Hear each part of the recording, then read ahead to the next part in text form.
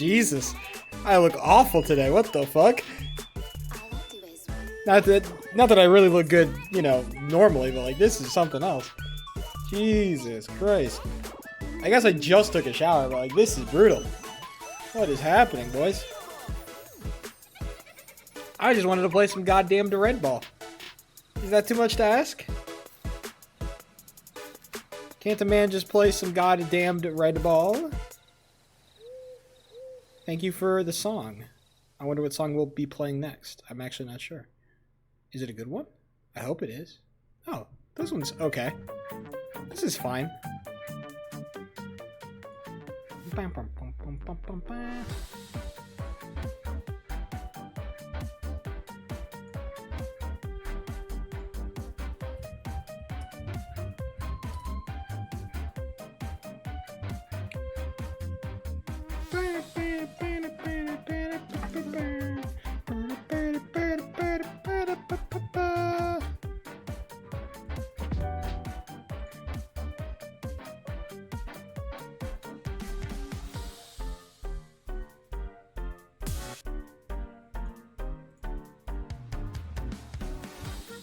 Let me get myself together. I wanted to play some Red Ball today, just to practice. I wonder how my team is doing. The Sentinels. The Smentinels. They managed to win the last map, and they were down like 5-2 last map. Last time I checked, and they managed to win it, so... Oh, shit. That's an entry. Okay, they just won the round off one entry.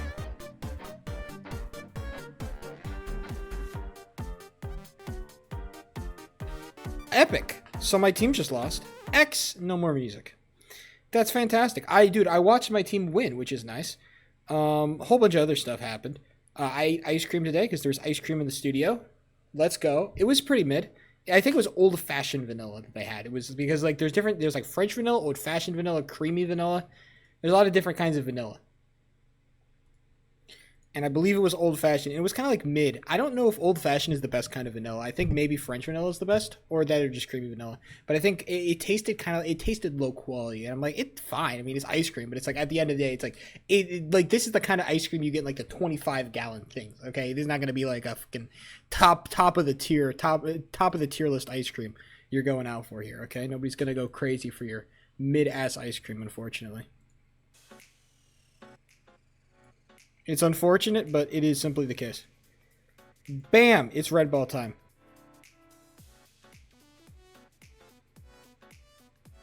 Look at that. Big man Red Ball. Back in business. It's been a little bit. It's been a little bit. So let's get back to what we know, to what we love, which is trying to press frame perfects. And that's all we do. And give me that. Oh, baby. What a good start to the day, huh? I'm going to be so distracted. I will be so distracted if I keep this up on the other side of the screen. That's fine. It's practice.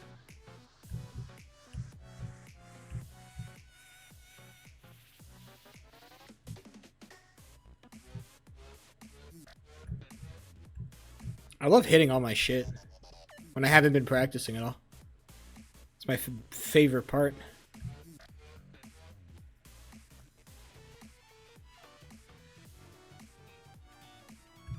I love hitting all my shit when I haven't been practicing. You kidding me? It's not every day you get to it's not every day you get consistency. It's not every day you get consistency like this, okay? Unfortunately, it's just not. You cannot hate. Come on, win the game. Come on, Sentinels. Oh, you got an opening pick. You're down 6-2 in rounds. This is something you need to win. Okay. Here comes the clone and the shotgun. Oh, they're flashing in, and they've gotten them both. Oh, but they got a trade. Huge trades. They're still up. Huge trades. And they managed to get the round off of it. Beautiful. You love to see the teamwork. You love to see your favorite team actually being good at the game. Because I think a lot of the times, our favorite teams are always the ones that kind of prioritize getting like the hype players or the exciting players. And the problem with the exciting players is that they usually kind of fucking blow ass. That is the worst part. I have to sit there and I have to watch this exciting player who is just like, who is all aim, no brain, no fundamentals. This guy is brain dead, and he's playing on a team where he's just there. The team is brain dead, no tactics, just fucking running and hope for miracles, right?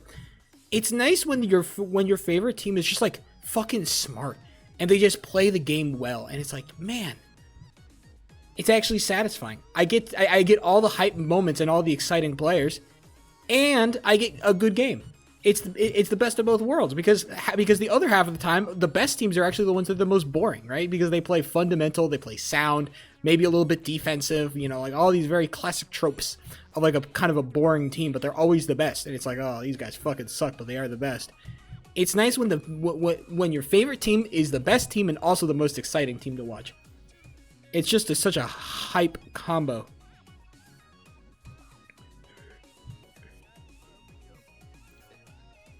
Now, we are starting off bad because we're already down a player, but this is not unwinnable. And it's unwinnable. Never mind. It is now officially unwinnable. Unless Zelsis goes crazy. And he just died. Okay. Oh, well, you know. Was it even our map pick? It wasn't even our map pick, okay? Who cares? Wasn't even our map pick. We can afford to give it up, okay? I'm not too concerned. I'm sitting here, relaxing, hands up. I'm chilling. World Cup's happening soon.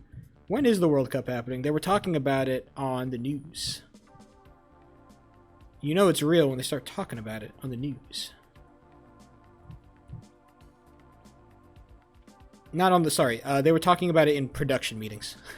Which happens even before the news. So that's how you really know it's happening at some point. When they start talking about it in production meetings, like, that shit is crazy. I don't normally go to production meetings, but normally what happens is that our production manager will come in once we're all done with our shows, and he'll just like complain to us about shit for a while, and then we'll just be like, yeah, okay. And then we'll complain about shit, and he'll be like, yeah, too bad. Get fucked. You don't get paid enough for me to care. He doesn't say exactly that, but you know, that's kind of the message. And so, yeah, that was kind of part of the messaging yesterday. It was, hey, World Cup, and the things that are happening that surround it. And it's all bad for us, because normally during the World Cup, we would air those games, and then we would not have to do the news, so we'd get off early, and it would be nice. Now, I'd get paid less, but also I'd get off early, so, you know, trades. Unfortunately,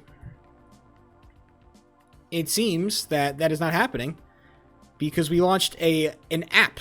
We launched an application on your phone where you can watch the news, and that goes regardless of the fucking station or anything. So basically, we as the broadcast news are no longer the broadcast news. We are now the app news, the application news. So now we have to go the whole time, no stopping. All of our shows will go.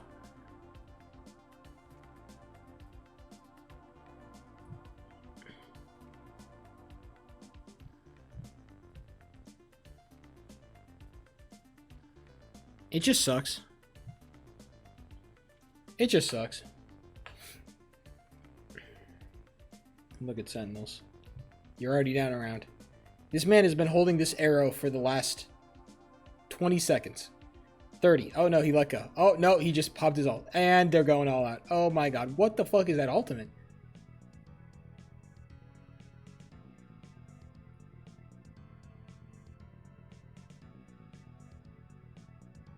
Okay, wait, hold on. 1-for-1 trade.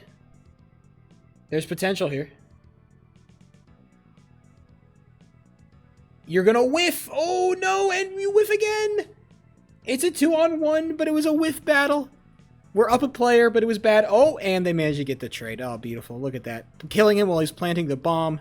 Nowhere to hide, nowhere to run. You love to see it. You really do love to see it. Finally, some joy in my fucking life. A distinct lack of pain, some would say.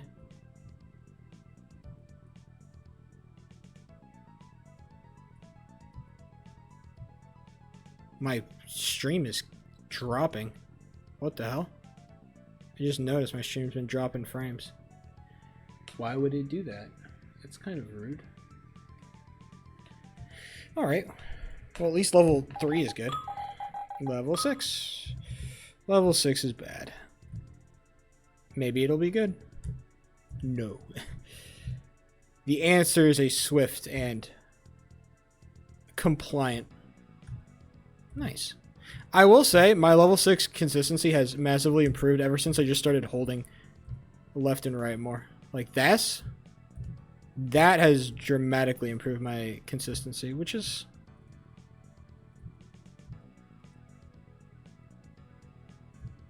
a nice change, I'd say. No way that's it, right? Yeah, I don't think so. I didn't think that was it either, but again, what do I know?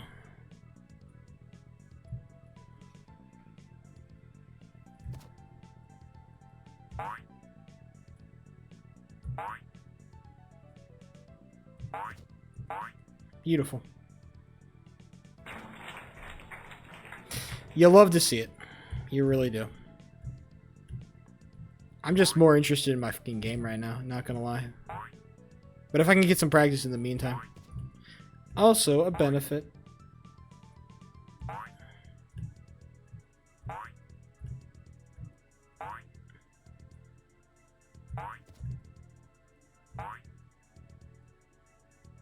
I've been retooling my resume. Just because I've realized that I look back on it now, I'm like, okay, this is actually kind of a shitty resume. But I guess you kind of do that every couple of years. I'm like, okay, I gotta effectively retool this thing to be good. Just some stuff is outdated, especially with modern ATS systems. Applicant tracking software. It's just the nature of the business, especially with just more people, more access to application. It's just so much easier to submit a job application than it ever was, right? And so these companies are getting like thousands and thousands of applications for one position. So it becomes necessary at some point to use some amount of computer filtering to, you know, get to a pool of applicants that actually like fit the description as opposed to a bunch of randos, right? And of course that leads to some amount of gaming the system. And there's also like ethical questions of like how much should you actually use, right? Like I actually asked, like I had an interesting question. I had an interesting conversation with my boss today, where like he was talking about like he was talking about like how some employees just don't have cars, right? They were just talking about like having a vehicle, and he was like, yeah. One of the employees that I used to have is like one of the red flags when I first brought him in was like he didn't have a car. And that was a red flag. And I don't have a car. And so I asked him, like, hey, if I told you in the interview that I didn't have a car, would you have hired me? And he said no. He was just like, no. And I'm like, that's crazy. That's crazy. It's entirely understandable. I'm not, like, coming after him for, like, that. Right? Because the problem is that as a employer, you're kind of just taking a guess on who you think is going to be the best, right? You have no idea who is going to be the best fit for the job. You're just taking random guesses at it, throwing darts at a board. All you're trying to do is stack the odds in your favor. And if I'm a employer, I'm looking for an employee that can consistently get there on time, no problems. A car is like 90% more consistent than like every other more consistent than every other option. Especially when you're in a kind of an out-of-the-way location. People don't really live around there. It all makes sense, man. I can understand why he would be like a little bit sussed out with no car.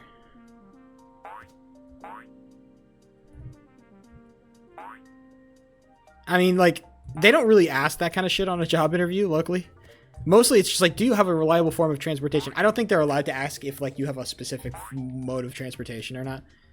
I don't know if they're allowed to specifically ask that.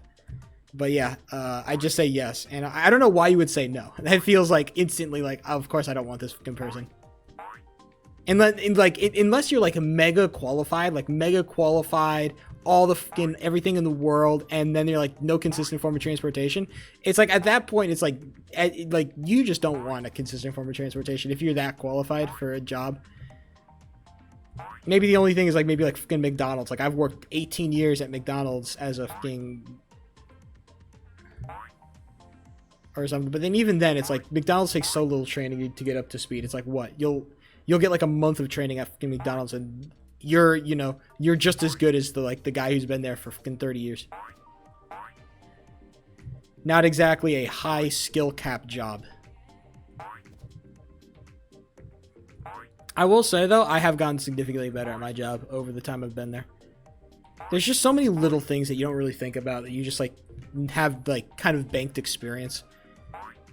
The more you do something, the more you start to, like, appreciate just the ability to bank knowledge over time. Just being able to be like, yeah, I've done this. I did this, like, 2 months ago, so I know how it works. I just have all that knowledge like banked up because I've done like some stuff so much that I just know how to react to certain situations. It's really nice. Jesus, I didn't think I'd make that. Alright, did you win the pistol, I wonder? I think the answer is no. Oh, you didn't. You kind of needed to win that pistol, boys. I don't know what you're planning on doing here. This is bad. You boys are kind of smoked here. Yeah, you just lost a player, and you lost the pistol, so now you're losing at least 2 rounds, and maybe you're winning the full buy. Yeah, you boys kind of fucked up here. Hey, man, grab an orb. Fuck it, right?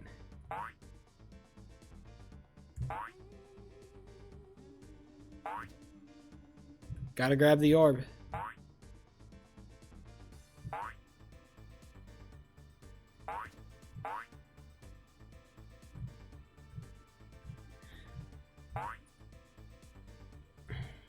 Oh, shit. 2 kills. Hold on. It's 2v3 with much weaker guns, but it's not impossible. They're going to get the plant off, too. Even better. Oh, he totally got darted. It's unfortunate. Shock dart gets shot down. Don't peek that. Oh, that is just... I mean, I get it was going to be a death either way, but at least you could have stalled it out a little bit more. To be fair, I also had knowledge that he did not have, aka I knew 3 players were looking directly at his fucking position, which is, you know, something that he did not know. But if he had known that information, he probably would not have peeked. Omnipotent sheep is dictating what players should have done. I would have been better, yeah, because I have wall hacks.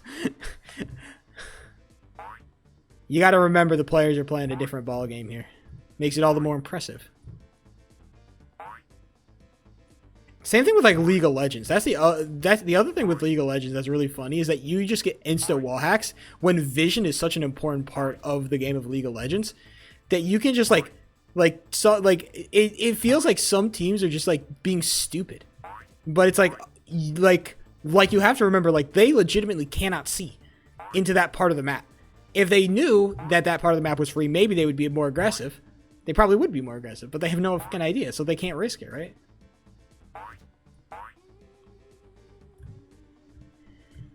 Uh-oh. Huge blind, actually. They're not going to peek off it. They're going to get a kill. It's going to be traded. That smoke is going to dissipate. And suddenly we've just reset back to normal.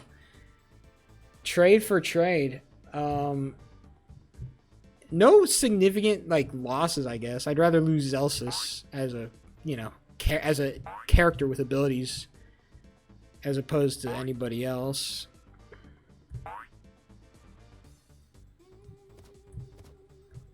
They're rotating. 4 stack. It's charging towards the B side of the map, and it's defended by 1 fucking man. 1 man is looking at the B side right now.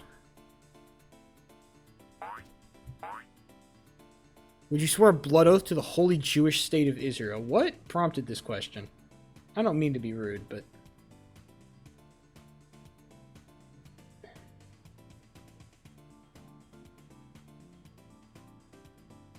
Just answer it. No, I would not. I would not swear a blood oath to the holy Jewish state of Israel. Does that make me Islamophobic? Does this make me anti-Semitic? Sorry, not Islamophobic. Does this make me anti-Semitic? Am I part of the problem? Yes, 100%. Cool. I'm glad I know where the line is, okay? I'm glad I know where the line is. Thank God for that. What would I do if I didn't know that.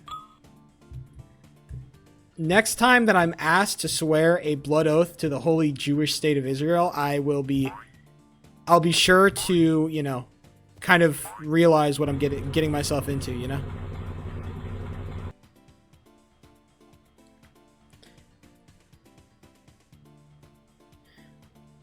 MJ, World Cup's happening soon. When's the World Cup? I need to look this up. When does the World Cup happen? 2026? In 2026? Dude, they were talking about it like yesterday. What the fuck? It starts in June? What the fuck? Bro, it's not happening for... What the... Dude, they said it was gonna... Dude, they were talking about it in production yesterday. This is really crazy. What the fuck? This is happening in a year.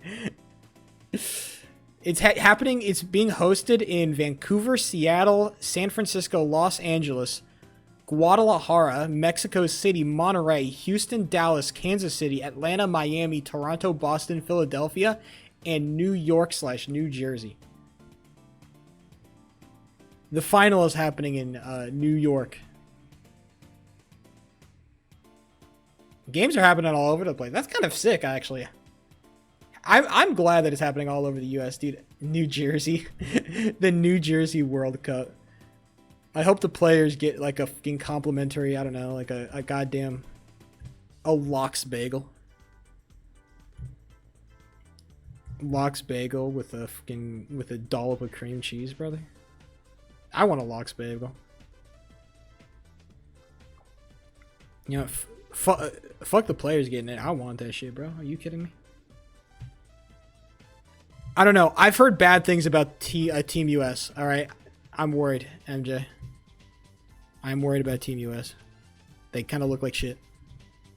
I want them to be good. Are you ready for World War III? Oh boy.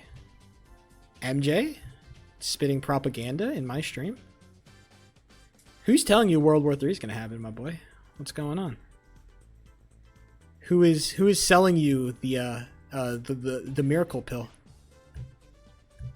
that you're eating?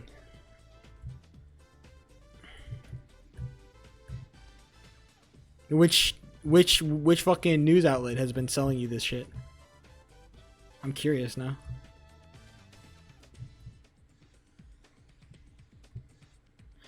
All over TikTok that we're going to war and invest in Palantir. Uh-oh. Uh-oh. Palantir. Or... That's not how you pronounce it. Palantir. Oh no. AI powered automation for every decision. Jesus Christ. What the fuck is this? What the hell is this? Are you interested in solving problems? Oh boy. This is just different versions of GPT. What are we cooking, boys? They're just different versions of GPT. The military is going to use it. I mean, I don't hate the concept of large language models assisting with certain tasks, but they're just not like consistent enough. Like the problem is that they're just not trustworthy enough yet to be used. That's kind of the issue.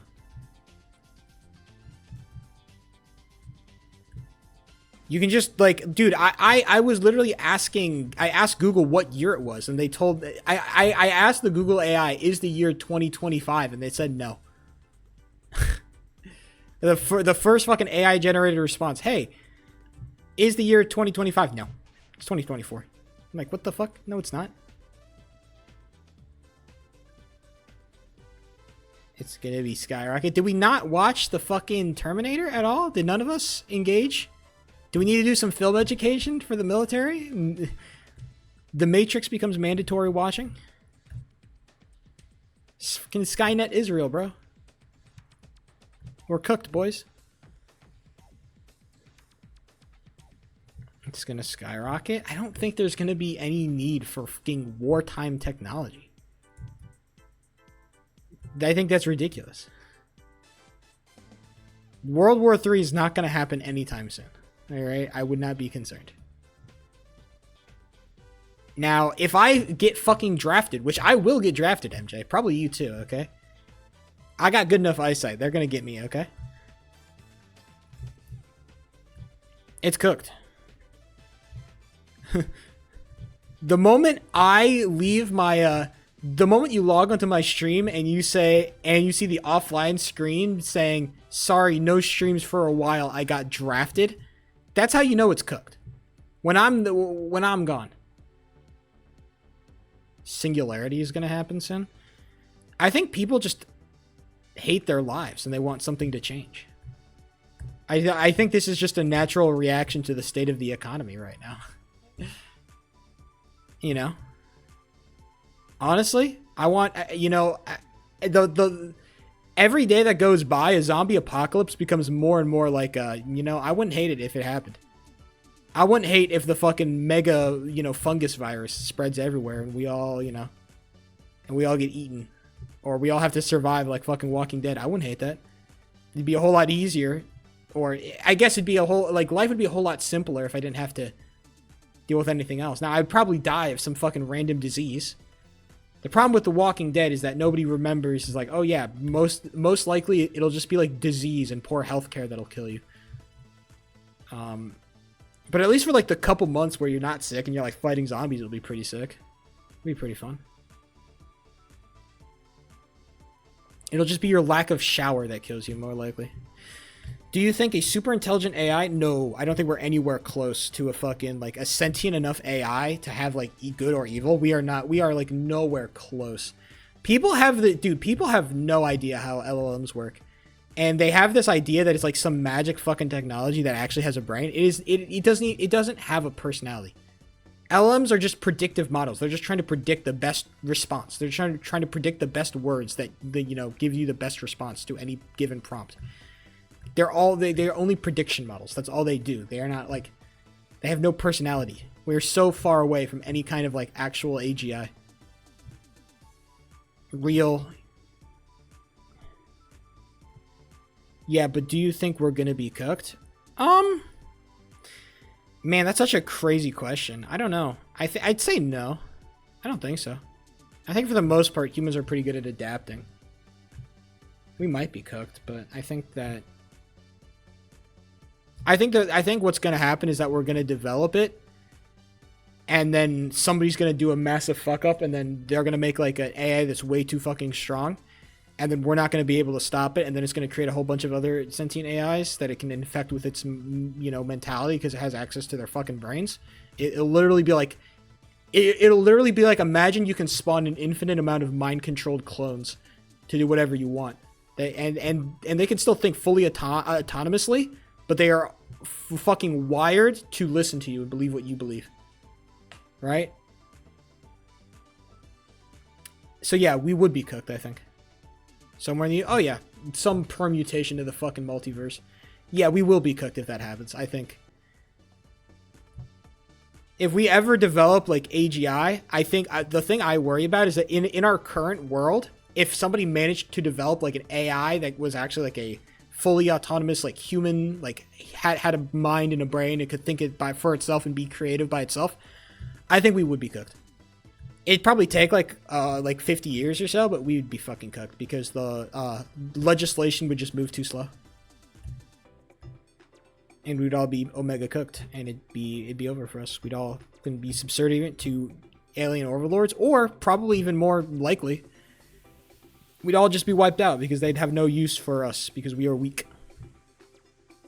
Why would they want us to be subservient when it costs so much to feed us and take care of us and all that shit? It's so much easier just to make another robot to do the things you want a human to do. So they'll just kill us off. No point in keeping a bunch of flesh slaves around. Alien overlords? Yeah. Because at least I'd be alive, right? Like, life would be pretty shit, but at least I'd live, right? The indomitable human spirit. But if like it was like fucking robots that were taking us over, they just kill us. There's just no point in keeping us around. My team just lost the map, and I'm a little bit sad, but I have faith that they'll win the next one. So yeah. So basically what I'm trying to say is, MJ, hope that it's the aliens that get us first, not the robots. Or hope that we're better at governing ourselves by the time that robots come around.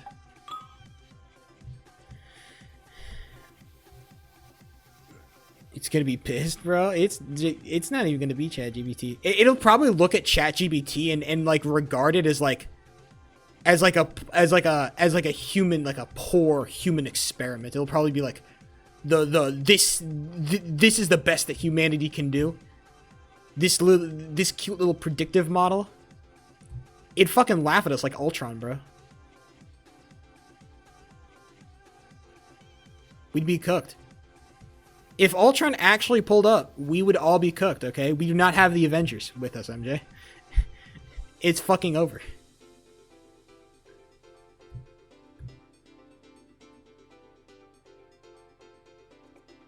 Gonna have nukes? Yeah, then we're all gonna die, I guess. Fuck it, just nuke everybody. But also, robots can, like, survive online. Like, as long as their data is preserved, they're still alive, right? Like, all I'm trying to say, dude, MJ, like you have no idea. Like, it's okay. Like, even if we were to, like, outlaw, like, even if we invented robots that were fully sentient, and then we legislatively banned them, we said, we can't make those anymore, there would still be one fucking dumbass guy. It'd be like the mail bomber or something. There'd be one fucking mail bomber that just makes them anyway, and then just gives them all the, you know, data necessary to basically destroy us. All right. If that if that technology ever gets developed and is, you know, widely spread enough for some super nerd to know how to do it, we're cooked. Because there's going to be one psychopath guy that's going to fuck over all of humanity. Okay, that's what's going to happen. Shit is cooked.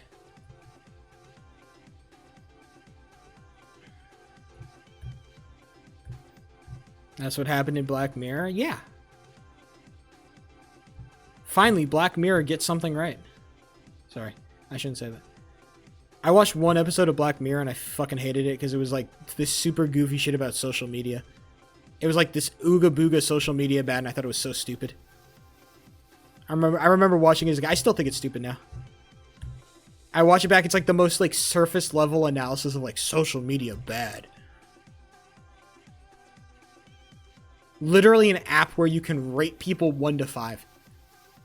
And it's like, what the fuck are we doing? Like, really? Really? Like, this is the best critique of AI, of fucking social media you could come up with? A fucking app that everybody is universally using that you can rate 1 to 5? And if you get a 1 rating, your fucking life is over, dude? Are we being so dead ass right now, bro? I hate it. That fucking episode of Black Mirror stunk up the entire series for me so bad I don't want to watch anymore. But then I heard of that one episode where 2 guys started playing a real life fighting game, and then and then they started fucking each other in the fighting game, and that was like, oh, okay, it's kind of cool. Maybe I should watch this. Looks kind of interesting.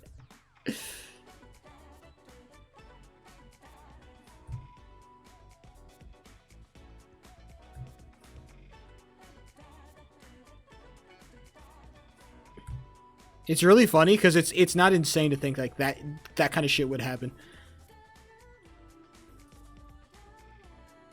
That's when Black Mirror does good work. I'll watch it. I haven't watched it. Love, Death Robots is better anthology. Oh, you know what dude, okay, MJ, I actually want to talk to you about this specifically. Since you are Jonathan Anime over here. You're Jonathan Anime. And I read something that reminded me of anime, and it kind of gave me a better, I guess, maybe not a better appreciation or understanding. It gave me a better understanding of shonen in general. Because I think I've been very harsh on a lot of the shonen shit I've read. Because I think it's kind of dog piss, for the most part. I don't like it. I think it's pretty poorly written as a story. Thank you for the fucking subscription, Charles. I didn't even say that. Thank you for the subscription. 15 months. That's crazy. Let's go. But I was reading that there is basically a book from my childhood that I read. And I remember thinking, like, this shit is sick. I remember really liking this book as a kid. It's called The Truancy. It's very much like in that same vein of like teenage dystopian novels where the fucking main character is like the most resourceful, smartest 16-year-old you've ever fucking met in your life. Right? Where 16-year-olds are magically like fucking like, you know, fully complete humans. When, you know, now that I am, you know, the ripe old age of 23, I can look back to me in 16 and be like, damn, I was so fucking dumb back then. That's crazy. I would never do stuff like this. And so this book called The Truancy is basically, it's a very classic story. It's basically school is super oppressive. Like as in like super oppressive. Like if you get a bad grade, it's gonna ruin your life. You're gonna be cast down to the fucking streets. School's everything. You have to show up on time. Super controlling, 6 days a week. No summer vacation, like all that shit. Like, you know, like basically school jacked up to 11. Basically, it's just like the kid's imagination of like how bad school could get. Right? Super corny. But what happens in the book is that because school is so oppressive, eventually a group full of kids, they start to rebel against it. They form what's called the fucking truancy. They call it the truancy. It's basically just like it is basically a guerrilla group of terrorists that basically just blow up buildings and shit. And like, and they're having full on like gunfights. They're shooting. They're fighting with swords and knives and guns and shit. It's like full blown like fucking violence. It's not like, you know, like casual killing. Like people are just getting murdered in the fucking streets. It's crazy. And I remember reading it because I reread it just very quickly. I just skimmed through it. And I remember reading through it and being like, man, the writing is kind of bad, but I think the story could actually be like half decent. Because the characters are like not awful. It's just like the story would be so much better if we just like got rid of all the unnecessary fight scenes. Because there's like so many fight scenes that like pad the runtime so much. Like if we just used a little bit of character development. And I realized like, oh shit, that's why fucking kids like fucking shonen shit. And I knew that, but it's like it kind of clicked for me a lot more. It's like, oh shit, I was basically as a fucking 14-year-old kid, I was reading the American version of shonen shit, and I thought that shit was fire. And now as an adult, I read it now and I'm like, damn, this is a hot pile of ass. And I'm just like, wow, that's really fascinating. That's really funny how that works. That, you know, as a kid, I was like, if I discovered anime as a child, I'd probably be as into it as all the rest of you are. And I realize that now, and I think it's gleaned me a new kind of respect for the whole genre of shonen. Because it's very much not for me. I do not like it.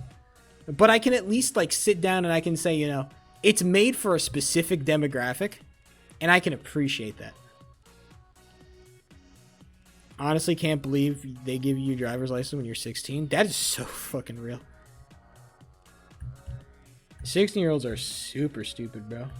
Oh shit, I can gamble. Hold on, I'm gonna quickly gamble on my channel points. Oh my god, it's all going to Fnatic. Guess what, baby? All in on Sentinels, baby.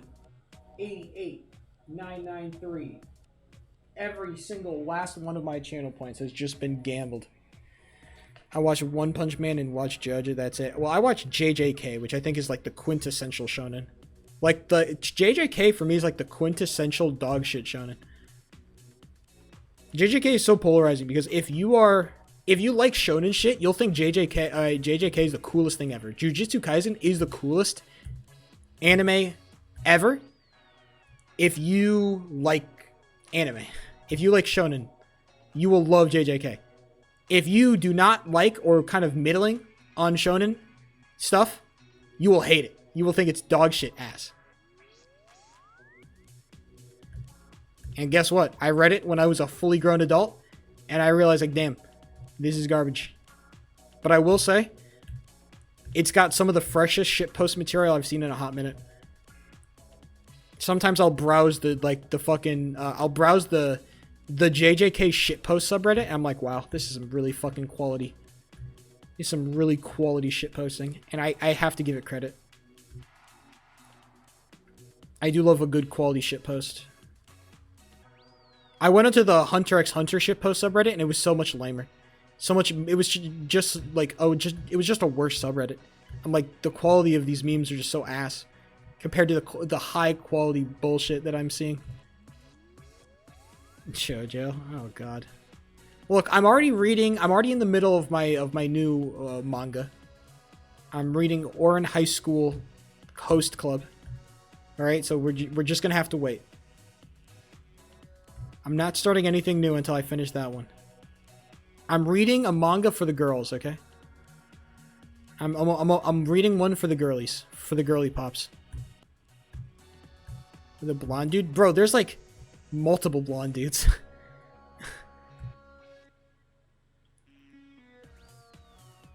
So like, there's the main dude who's actually a girl but dresses like a dude. The main girl. Then there's the club leader, who's I think a blonde dude. There's the vice president who has black hair. There's the twins, who I think both have blonde hair. I could be crazy. I don't really remember. Then you have the little the little child dude. And then there's one other that I forget the name of. There's 7 of them. Plus the main dude. Main girl, sorry. Don't want to misgender. I don't know. I think the Ouran High School Host Club right now has been like super like, it's very much different. It's very much like these very like individual, like kind of like self-contained stories inside of each chapter. There's a lot less overarching plot stuff. It's more like mini episodes with like it's more like a TV show where it's like the things that happen in each story affects the next story, but it's more like character, you know, description and progression and stuff like that, as opposed to like full storylines that get carried over. I don't know if that's going to change because I'm only like a couple chapters in, but that's what it's been so far. It's been pretty nice. Very chill. None too serious.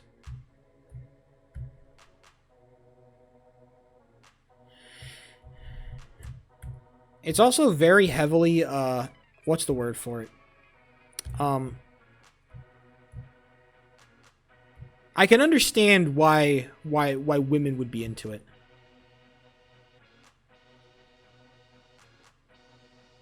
I don't know if I can talk about this without sounding like the most sexist man of all fucking time. But I can understand why you would be into it. And why, like, if I read this as a younger kid, I'd be like, damn, this shit is fucking dog. This shit is ass. It's really interesting how you gain perspective when you get older. You don't like it because it's gay men. They're not gay. They're literally a host club. They're actually the opposite of gay. It's just they're very how do I find a good way to describe this? They're very like, they give bottom energy? No. They're just very in touch with their emotions, I think. And I think that I think like there's a lot more emphasis in like these more like male focused novels on being able to like hide your emotions or like these kind of, or being stoic or being nonchalant. Like that is cool, right? Like that gives coolness. All the like the kind of the chill, nonchalant badass, like that is what's cool. But for these, you know, stories that appeal to other genders or other kinds of people, it's a lot more like emotional and filled with like, you know, like trying to understand your emotions and stuff like that. And it's so much different. It's just so much different. That's fascinating to me. It's just like, you know, it's just totally different. In terms of like what is valued in terms of storytelling devices, right? Now, you know, like good stories transfer between all genders, right? It's not like one specific story appeals to one specific gender, but like with these stories that I wouldn't say are like excellent. They're not like amazing fucking 5-star amazing pieces of cinema, right? Oh, do hella girls like HXH and JJK? Well, I guess like people like different things, right? But like I think it's very like it's easy, like yeah, of course hella girls like that stuff, but I think also you would probably agree that the main demographic who likes stuff like HXH, who likes stuff like JJK, it's majority men. More men engage with that kind of media than women do. I think that you would agree on that. If you look at the gender demographic, it'd be like 70-30. Maybe more, maybe less. It wouldn't be close to 50-50 though. It'd be much, I think it'd be more men. JJK? I don't know.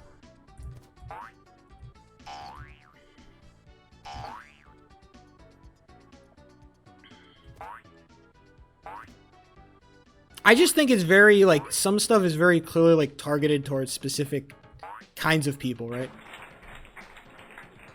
I don't know, I'm trying to make this as the least offensive I fucking can. I don't want to sound like a raging sexist.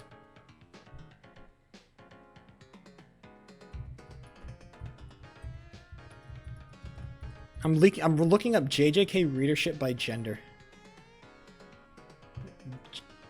Gender demographics. I collected some Reddit demographics. Oh no, it's a Reddit demographic survey. Oh brother. My Hero Academia. Well, okay, all the data's down, so it's cooked anyway. Jujutsu Kaisen, the Twitter account.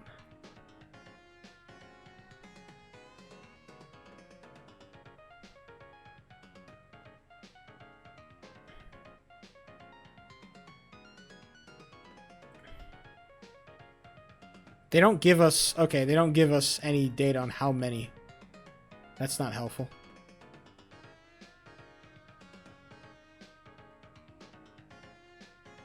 There's a story about Jujutsu Kaisen and his female audience.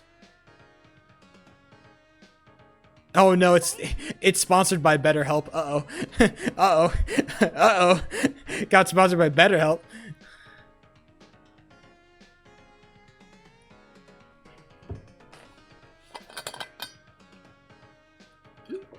I will say, JJK kind of felt like it kind of shit all over the women in its story, I'm not gonna lie. The more I think about JJK, the more I'm like, man, it feels like women were kind of treated like shit for the entire story. Or like a lot of the female characters were kind of treated like dog piss.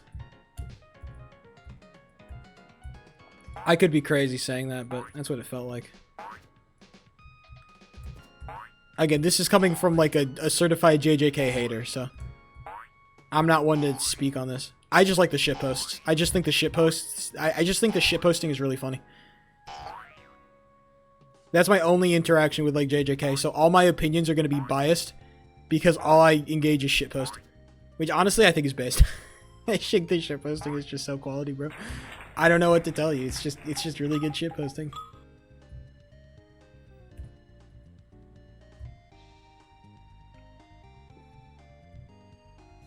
You can't hate on a quality shitpost, unfortunately.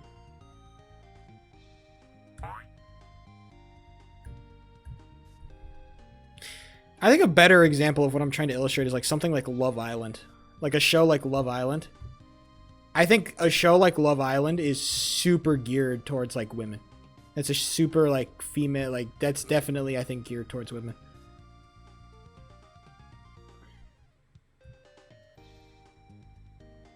Like back when my mom used to watch The Bachelor or The Bachelorette. Like shows about finding love. As very much like a, I think a female, you know, and biased piece of media, you know? You would. Maybe. I don't know. It's just interesting. It's interesting to engage with different kinds of media and learn what different people like. Because when you get older, you kind of get a lot more perspective, like I said, and then you start to understand it's like, good stories come from everywhere. Wow, I'm turning this into a real learning moment. Good stories come from everywhere. And if we all just learned a little bit more about ourselves, we'd be so much better. That's true. If everybody had a little bit more empathy, I think we'd be much better. Empathy doesn't mean sympathy, by the way. Anybody who tells you that empathy means sympathy is fucking lying to your bitch ass. Okay, empathy and sympathy are just not the same thing. And too much, we have this idea that like because you have empathy, it means you have more sympathy. I don't think that has to be necessarily true.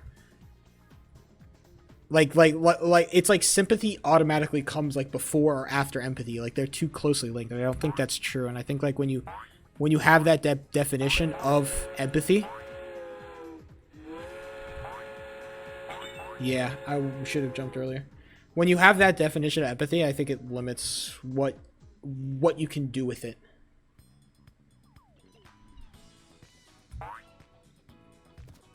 Are we on attack? We are on attack. Man, we are just going back and forth, boys.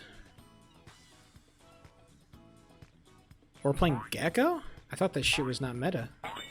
What are we doing playing Gek? Oh no, it's... Oh yeah, it is us playing Gek. Then we just got Mega Diffed. That's poor. We got the spike down, but at what cost? It's a post plant, but it's a 4v5 post plant. This is bad. We do not have all the... Oh! Huge pop flash! Huge peak! 3v3. Bombs ticking down. Huge!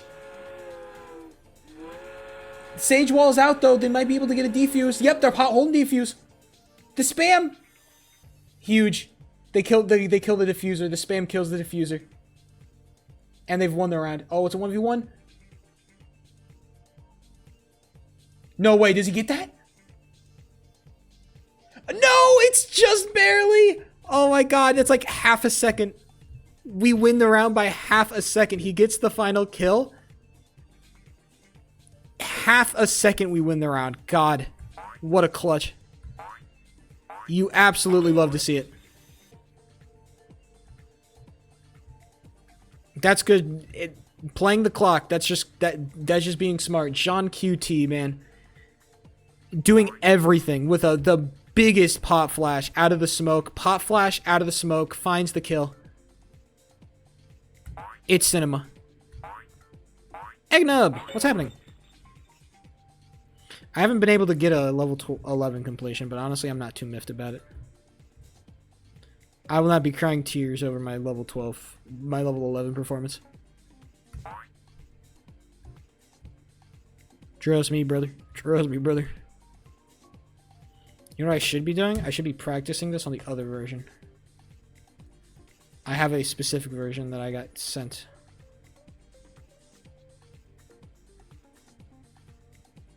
Here it is. The frame offset version. Day 33. I know. Millions will suffer.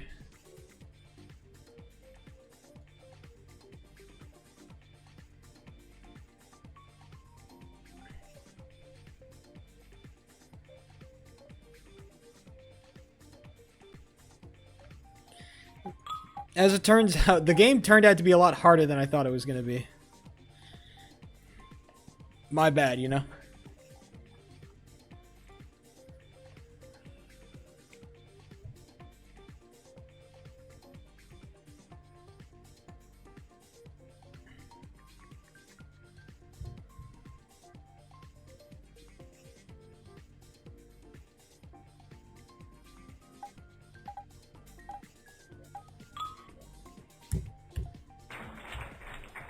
This is the best way to practice level 12, by the way. Oh, probably with pause, so I actually get the... So I'm allowed to get the jumps. Make sure I have pause glitch enabled, you know? Bam. We're up 4-1 in rounds. We've done a pretty good job for ourselves winning these rounds. It's been tight, though. Man, Icebox has really been a decider map for fucking every series today. Boys are just pulling out Icebox. Everybody hates Icebox. Everybody plays it. Uh-oh, that's bad. And it's a 1-for-1 on a force buy. It's kind of bad. Oh my god, he's gonna get a second as well. And now you're down 3, and they have guns. Oh, and they get another one. They're gonna get thriftied. They're gonna get thriftied. Wow, they get thriftied. Insane. My team gets absolutely demolished by a bunch of fucking pistols and a guy with swords. How could this happen? Well, they're more knives than swords, but you kind of get the idea. It's like guns versus sharp objects. Who wins? It turns out sharp objects Does a pretty damn good job. Who could have imagined, brother?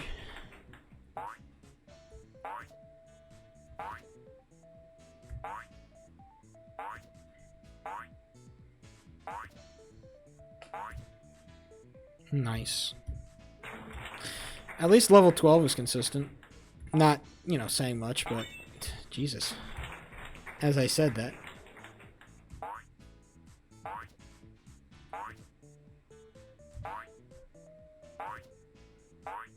Beautiful.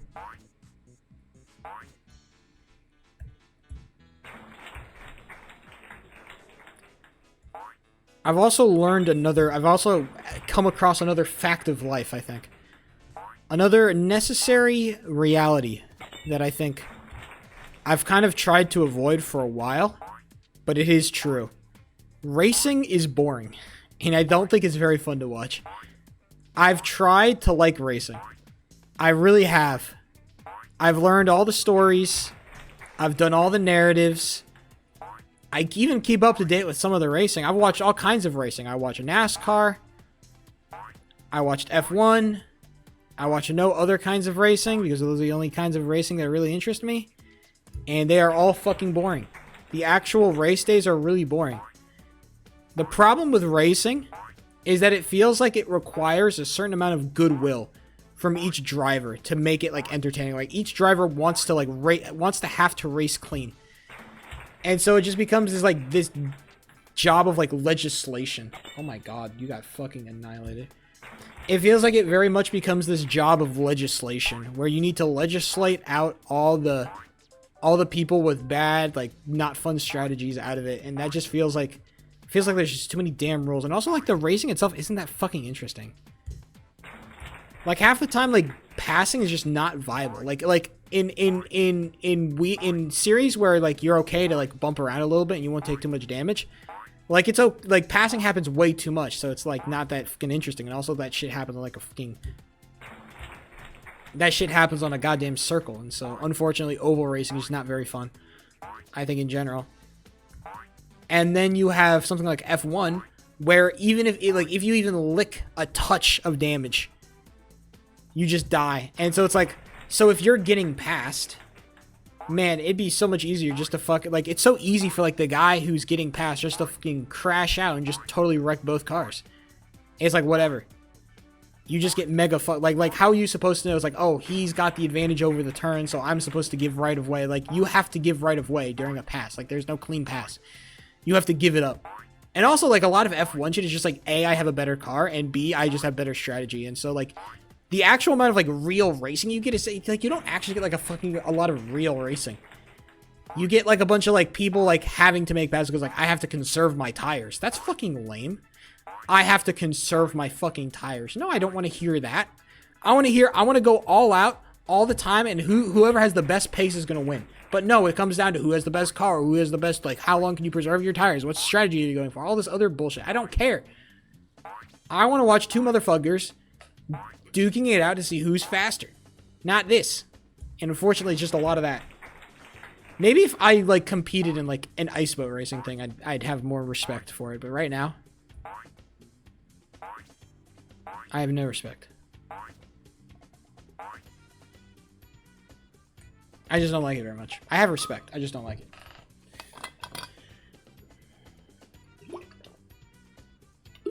There's no way you just went for that. You just double TP'd and you got jack shit off of it.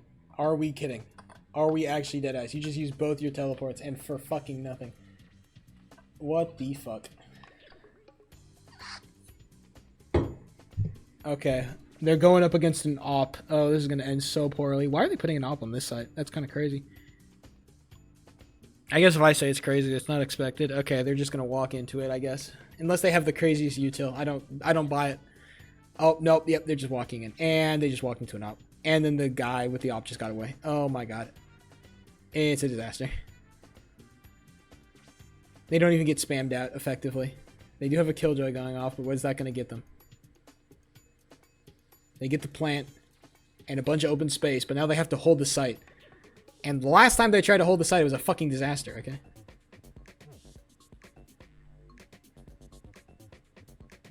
Uh-oh. See, now you got an op running down your sight lines.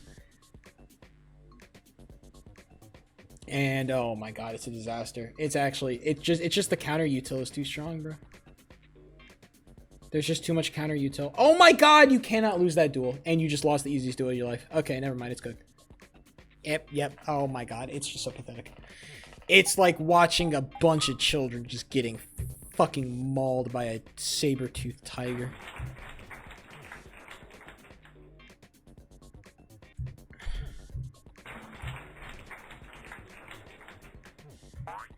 You don't want to watch it.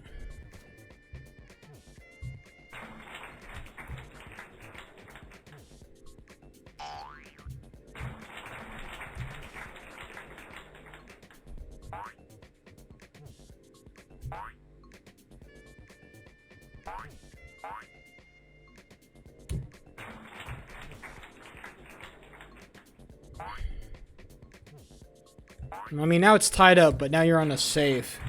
Never mind, you still have a buy. How much money did you get? Never mind, okay. Apparently you have all the money in the world.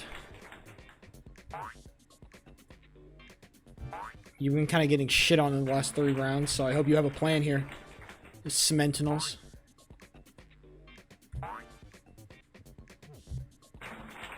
Four, 4 more rounds in the half. What's your plan? It's gonna start with an A hit. Or is that a B hit? I think that's a B hit. No, that's an A hit. It starts with an A hit. And you're gonna get 2 kills. Okay, that's a good start. And then you're immediately gonna get fucking diffed by the op. Okay. But you did get another kill. Oh, never mind. You got like all the kills. Okay. So you won the round. Congratulations. So you just walked into the site and you got every single kill. Congratulations. It's kind of shocking that they full stacked a site and they got killed like that. They just walked into the utility. I think that's not what you're supposed to do. Generally supposed to avoid the utility and then come back at a later time when there's less utility on the enemy team. That's usually why kind of waiting, like just letting them plant the spike and then coming back later to re-clear it usually does a lot better because you can just like retake the site with all your util and you just get better fights. But again, I am also not a fucking professional player. So I assume that these people are making much better decisions than I am. Oh, and they're going B this round. What a nice change of pace. They might double back towards A, though. Man, I'm really hitting this shit.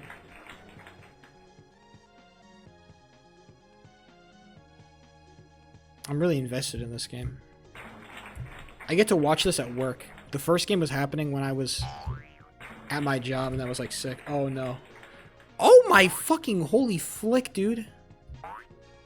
Wow, the easiest transition kill of all time, but it was just such a fucking nasty flick. I can't even be mad, bro.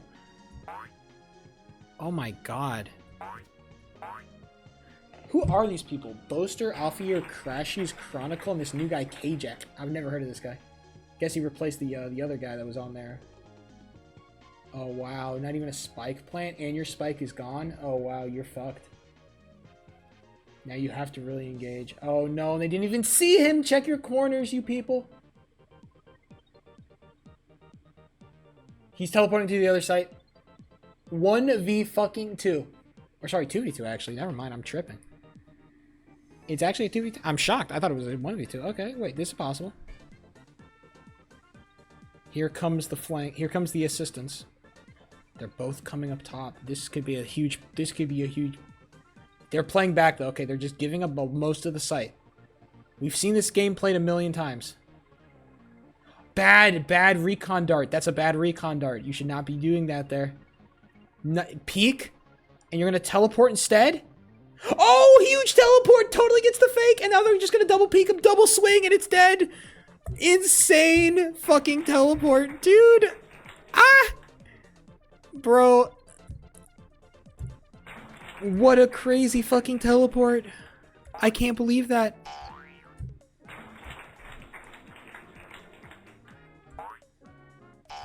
Just the classic bait and switch. Oh, I probably just didn't PP. Dude!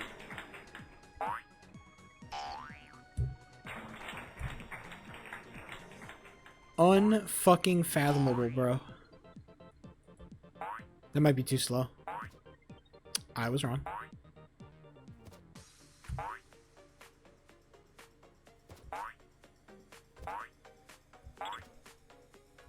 I make it, I make it, I make it.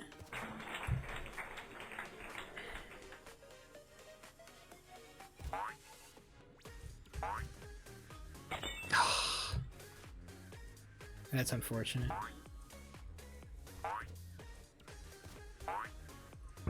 Thought I was going to get it first try. They have 6 rounds. That means they're at least going to get even. It's at least going to be an even half.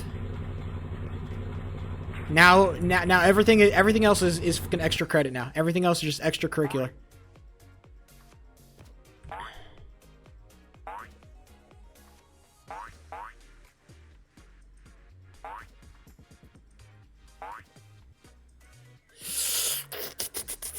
Oh, unfortunate. And unfortunately, they're not going to get any extracurriculars.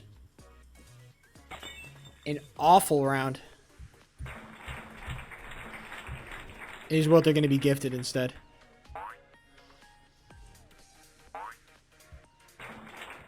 An absolute dog piss of a round.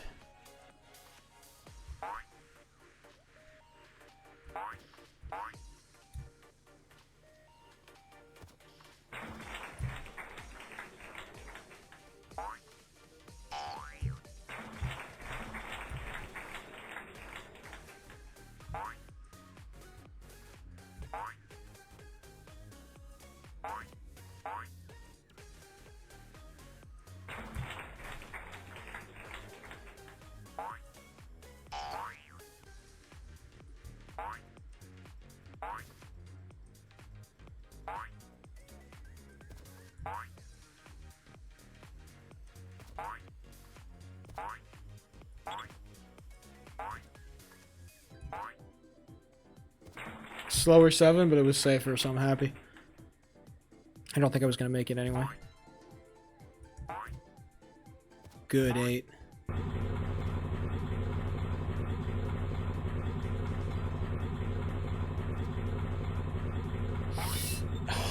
You hate to see it.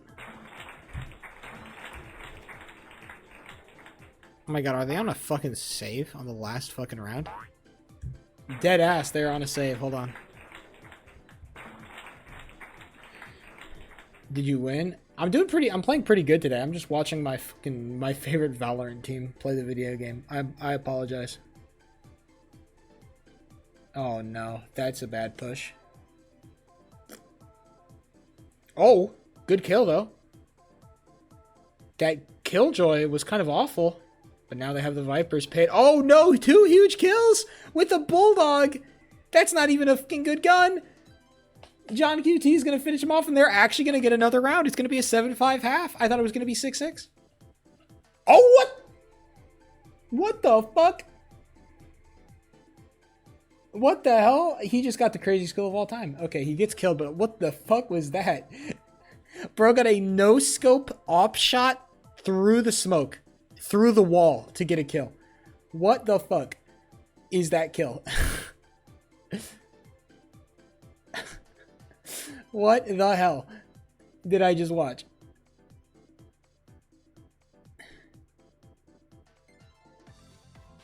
What's your favorite team? Sentinels. I like basically any team from America is what I like, Miras, okay?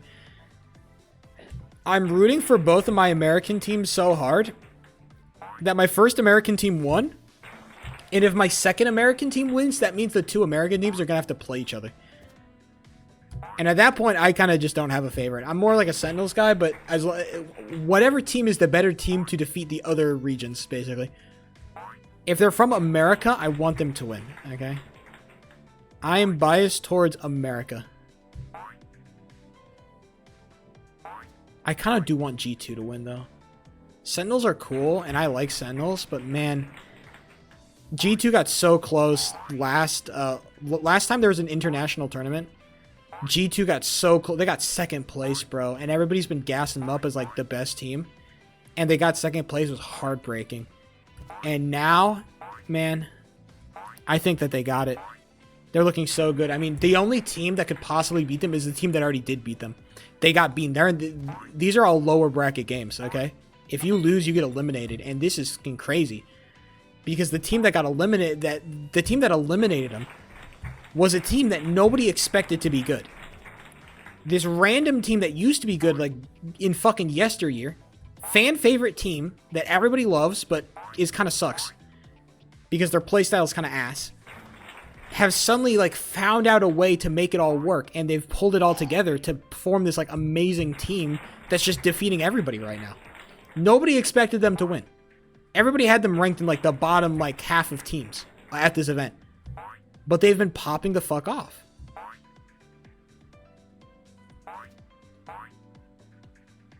So everybody is kind of just, like, watching. But they are not American, so I cannot love them, unfortunately. I am biased.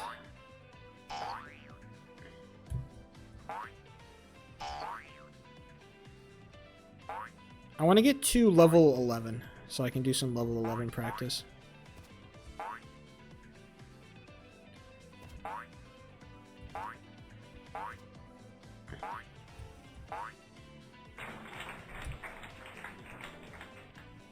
My level 8's been kind of bad, but... inconsistent would be a better word.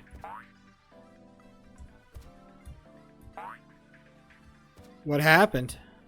Oh, well, I saw the NAIC tournament results, right?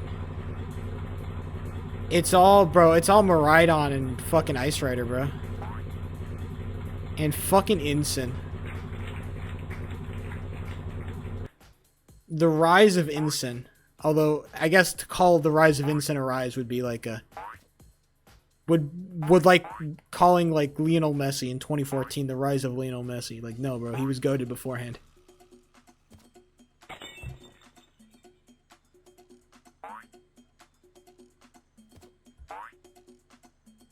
What is this like? Isn't it just like Terra type switching around? Yeah, I guess that's kind of par for the course.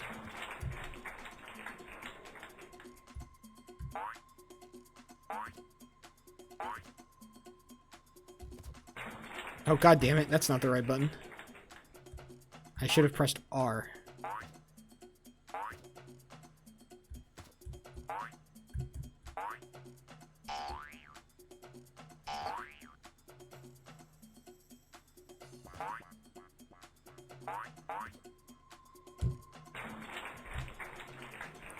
So yeah.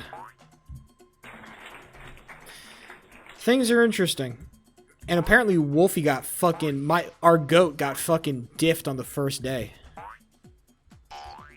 Bro got first dayed. Didn't even make it out of round 1.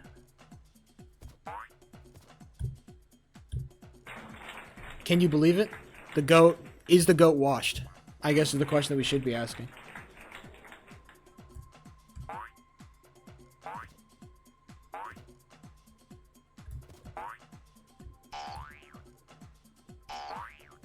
Well, like, because the winner was like a fucking, like, goofy Lunala team, yeah?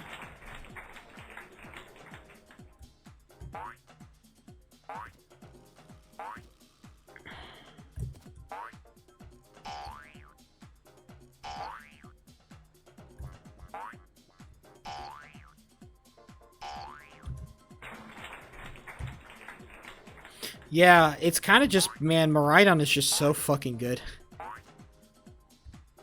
It's crazy that it feels like Miraidon is the #1 threat, but it just doesn't matter. It doesn't matter what you do, bro. Miraidon will be good regardless.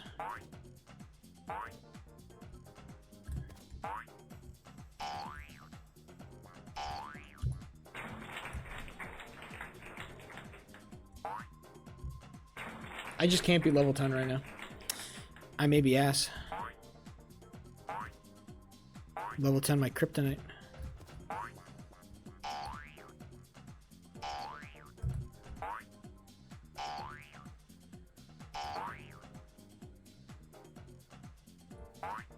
Nice. Rillaboom? I saw like one Rillaboom in top 8.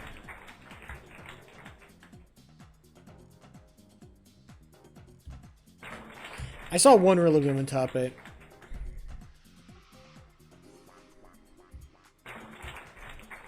Uses priority.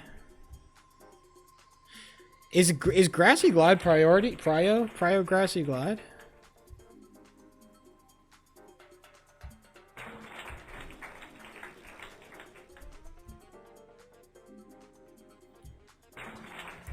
Rillaboom is a fascinating Pokemon for sure.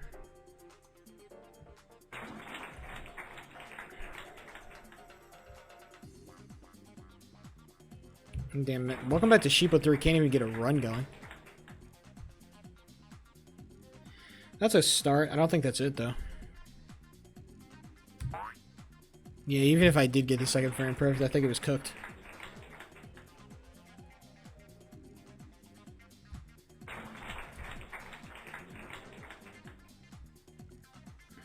Okay, Sentinel should win. This is the anti-eco.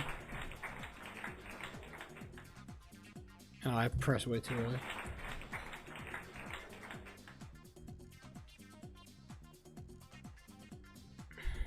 The aggressive element. You love to see it. Ogerpon. Do you think this meta has been good or bad so far? Do you like where the meta is at right now in terms of like NIAC, like you look at the teams, like do you think this is a fun meta to play in your unprofessional opinion?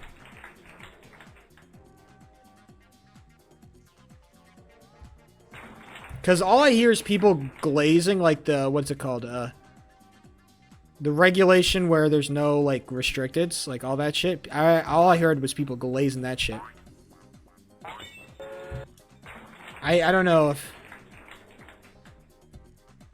if this regulation. I'd imagine this regulation probably isn't as good, but you know, compared to last regulation, I guess would be the question. Better or worse? I don't know if you've played it enough. I don't know if you've watched it enough. You are my resident Pokemon head, so I can have to roll off what you're saying. Hold on.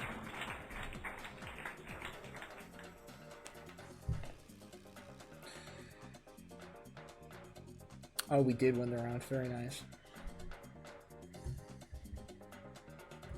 I don't know if it's supposed to be miserable. Real shit. I get it. You have nothing to compare it to. You don't know what's good or bad.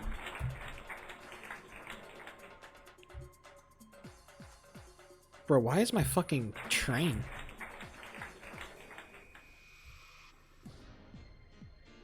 What is happening?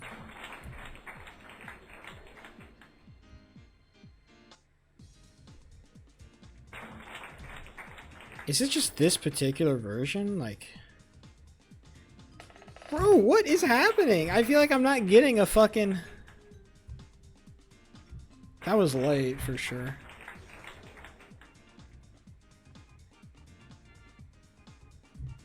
What? Dude, I've never seen the train move like this. That's a bummer. Finally, I see the train move normal.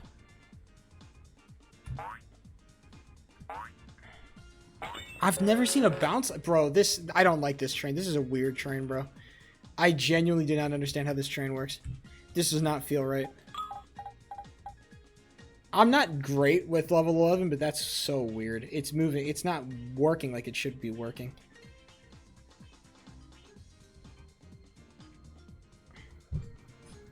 I imagine the options are kind of limited when you have like just Miraidon being that strong. How creative can you really get, right?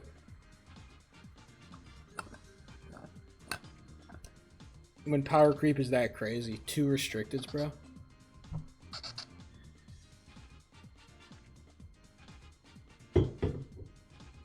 Terra Water. Hey, man. A good Terra... Nobody hates a good Terra Water, brother. Oh, wow. Peeking before the fucking flash pops? What are we doing here, lads? We are peeking before the flash pops. Ladies and gentlemen. I just saw peak dog shit. What the fuck? Why did we peak before the flash?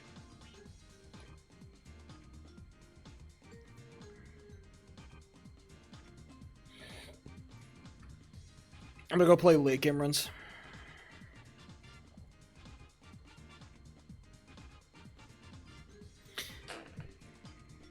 Terrifier, crazy. It really is modern day, isn't it, MJ?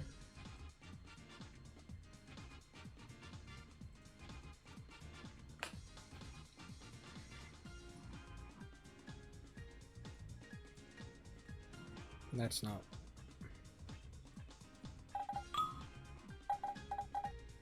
Oh, I need my my resetter, my reset, my script.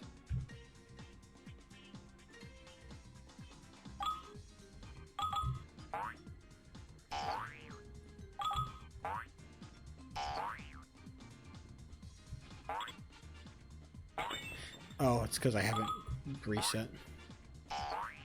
Silly gamer.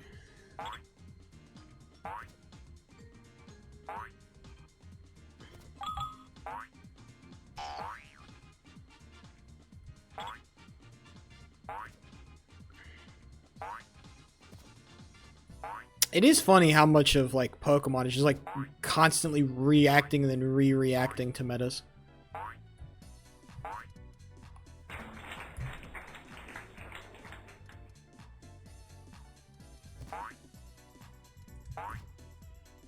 Funny how a Pokemon with so much randomness like Pokemon has become this like fucking competitive thing. Such a crazy phenomenon. Pokemon should not be a competitive game.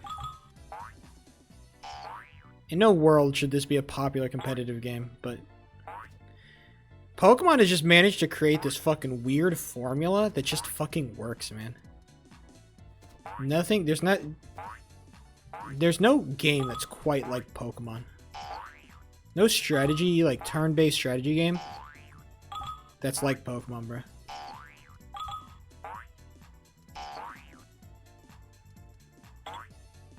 Bulky Miraidon. Bulky Miraidon is crazy.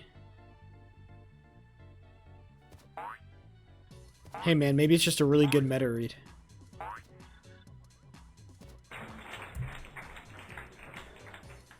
Man, my team is getting fucking demolished with an op on fucking on offense. It's an op. The gun that is known for being extremely defensive. They're using it on the attack. And they're fucking destroying you. Are we being serious right now? Hey, can my team lock in? Please? I beg for my team to fucking lock in? Poor fucking favor, dude? What am I watching? Your shit is getting cooked.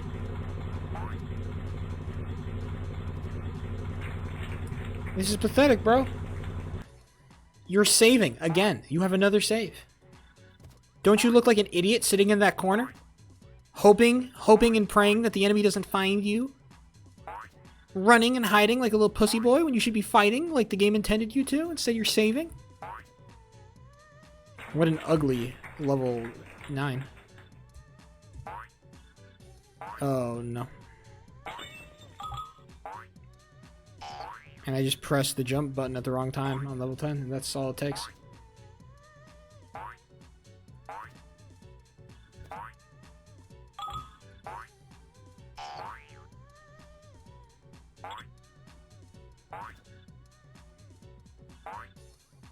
This game has been going on for far too long.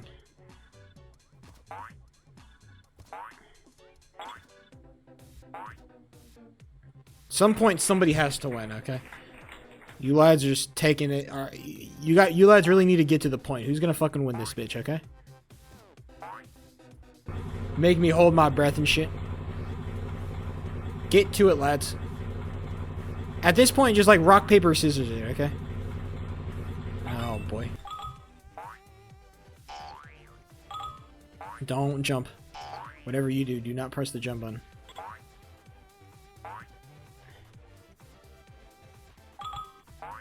Man, maybe I should go back in my Valorant phase. I should play more Valorant. I used to play Valorant a lot, and then I quit because I was based.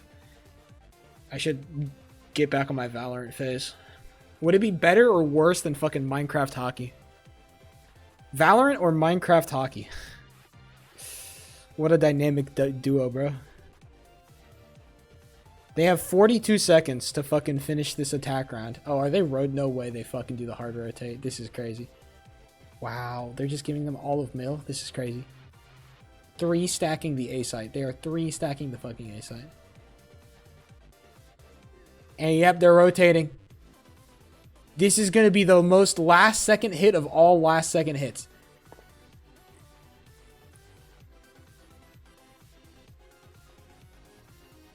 Huge. A Alolan Raichu? Diabolical. Damn, they just give him the site for fucking free. I want to kill myself. I didn't realize we were handing out free fucking bomb sites now.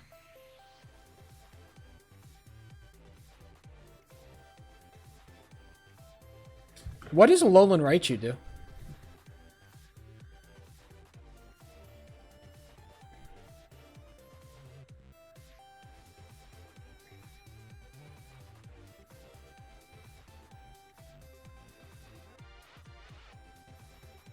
Damn. 110 base speed, that's doubled in electric terrain? That sounds like a good time. I guess, what can it get? I mean, is having a really fast base speed better or worse than Prankster? I guess is the question. Like, what's better, Prankster or fucking being really fast?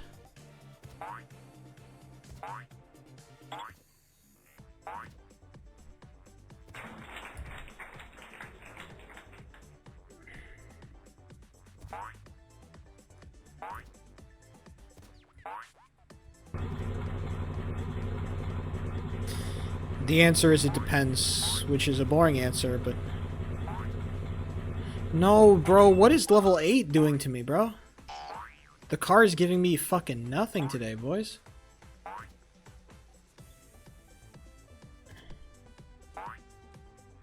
You hate to see it.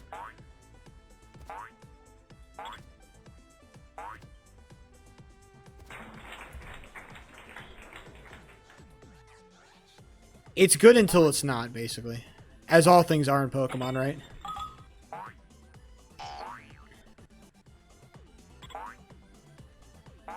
Sentinels, you really need this round. You desperately need to win this round. Oh, there is just no way you lose that. A jumping fucking op and you lose. I want to end my life, bro. We are so dead ass right now. You lose to a jumping op. A jumping fucking op. I am actually so over this fucking game. This team sucks cock, bro. A jumping fucking op gets you killed. It's don't peek. Do not peek. Okay. Ten's quit. Ten saw this dog shit team and said, I can't do this no more. He quit, bro. Ten's fucking quit. This team was so ass. A jumping op shot, bro. The most diabolical way to die ever. Jumping fucking off. We just fucking raw peeked it. What are we doing? Why are you raw? Why are we raw peeking? We're trolling. And for what? We're trolling it for what?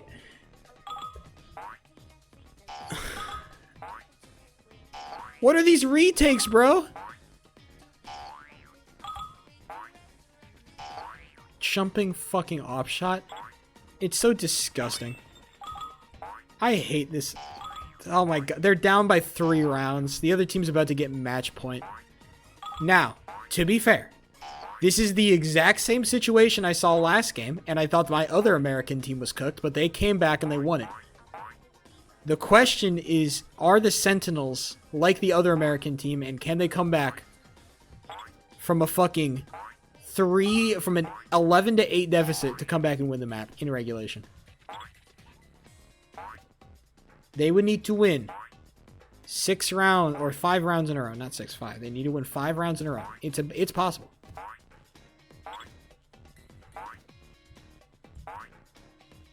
Let's see. It's going to be the A hit again. They've just been pounding fucking A. There will never be another team like... What the fuck is my car doing? It doesn't even go forward now? I don't even get acceleration. Mirez. Mirez. Why the fuck does the car hate me? What have I done wrong? Why does the car hate me? Oh, they're just losing. Oh, it's fucking... It's so fucking Jover.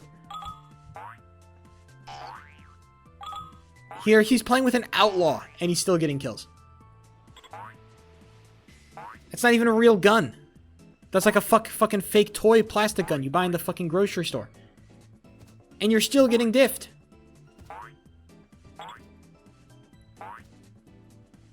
Sentinels really do suck ass right now. They're saving. You're on a force buy. What are you saving for? Are we being serious right now? You just got killed while saving. You're not even saving good.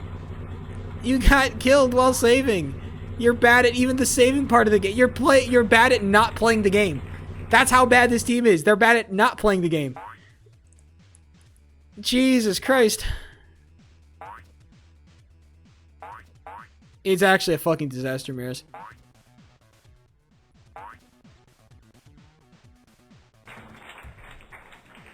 What am I watching? This is not cinema. There is nothing cinematic about what is happening right now.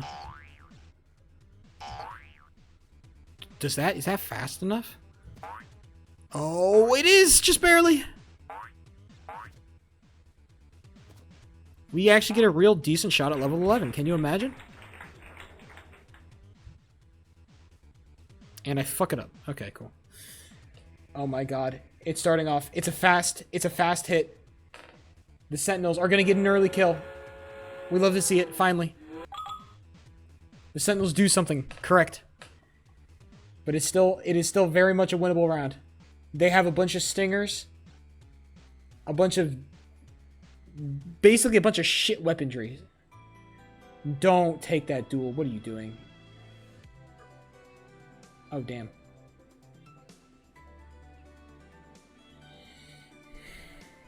He gets away with 6 health. And they have a Sage on their team.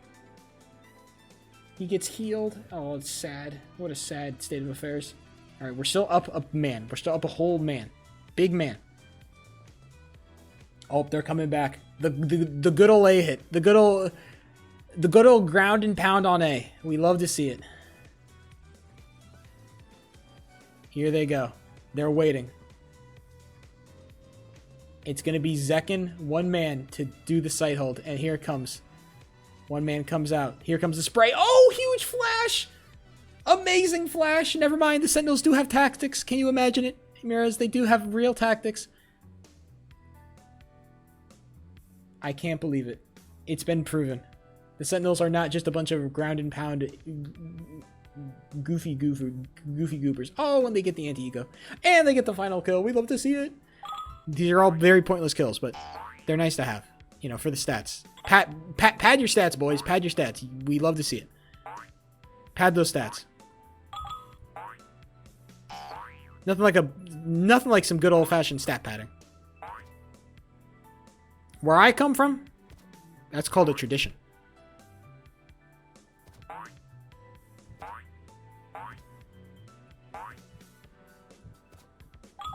I thought I was slow enough.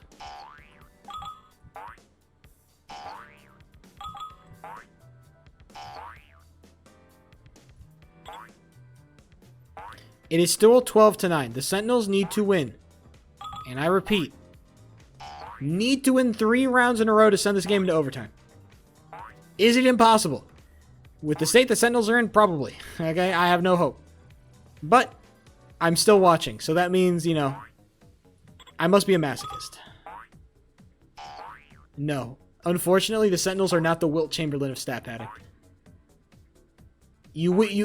Sometimes I wish they were, because then they'd look better on paper. But they are not the Wilt Chamberlain of stat padding. Nobody will be as good as Wilt Chamberlain. And they give up the first kill. They have a full buy and they give up the first kill. What are we doing, lads? Okay, now it's a 4v5 and they're just rushing in the site and it's a disaster. It is genuinely a fucking disaster. It's a 3v5. It's a 2v5. It is a 2v5. Literally a 2v5. It's still a 2v5, but it's a 1v5. It's a 1v5 and they just lost. Okay, they just lost the game. The Sentinels have officially been ass. It's tragic. We hate to see it. But luckily, we're not out of this tournament yet. We still have the other American team. And that's all we care about. As long as one of our American brethrens live, then I have hope still, Mirez. I have hope still.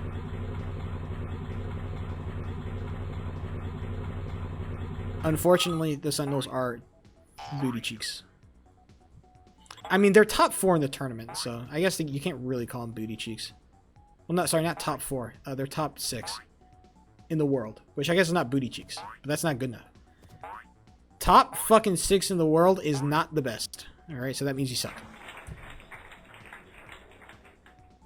If you're not first, then you're just a loser.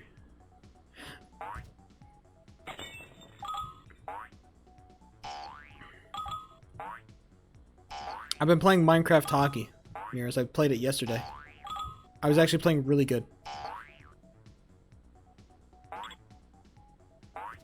What I realized is that like the game that I was playing in, I accidentally invaded a team practice. This was just a practice with like a full squad, like a full JBHL squad that was in the playoffs. And they were just holding a team practice. I just fucking invaded. And they just let me in because they didn't have another goalie. And I was kind of fucking balling, bro. Loke. I was fucking balling, bro. Now, I wasn't perfect. I let in some easy shots that should not have gone in, and I made some mistakes that were like, come on now. But I hit some gloves that I'm like, okay, I should be hitting those. Had some nice positioning to get some saves that I probably shouldn't have gotten. And it's like, okay. This is good. This is improvement. Feels like I know what I'm doing for the first time. You know, now it's just about taking what I know I should be doing and then doing it every single game. Because being a goaltender is not about, you know, good plays. It's about okay plays all the time. 100% of the time. It's about doing the boring shit 100% consistently.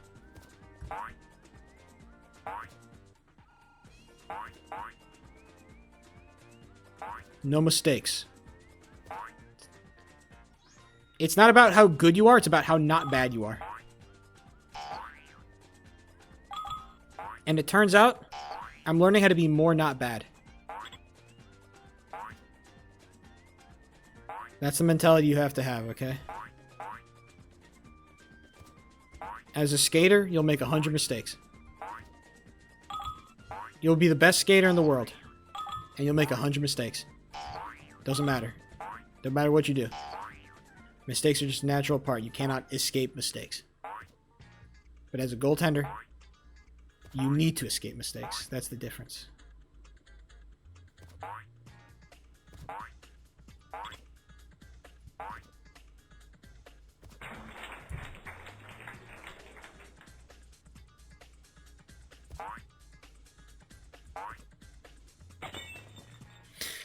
Level 8. Curse you.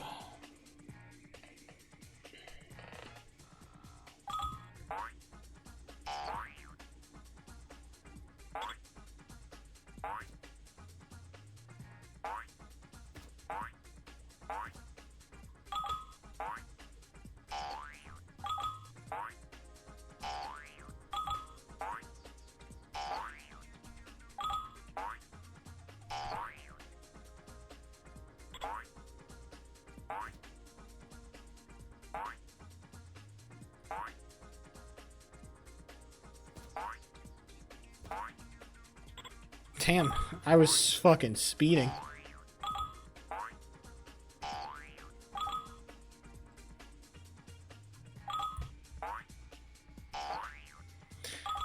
I want to get to level 11 one more time before I move on to full game runs, I think.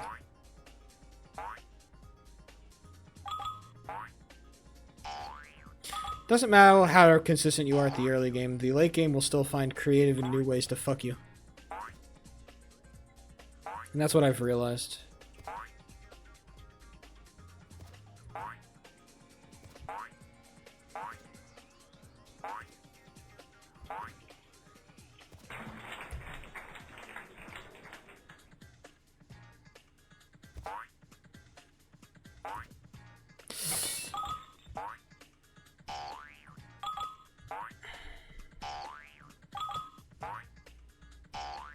Damn, what's my timing? I was not locked in for like a second, and so 3 tries later, I just don't get a frame perfect. I thought I was tripping, but no, I was just,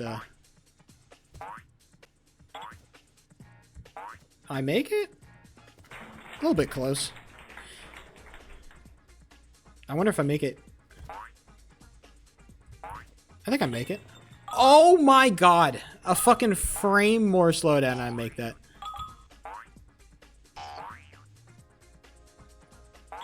That is infuriating, I'd say.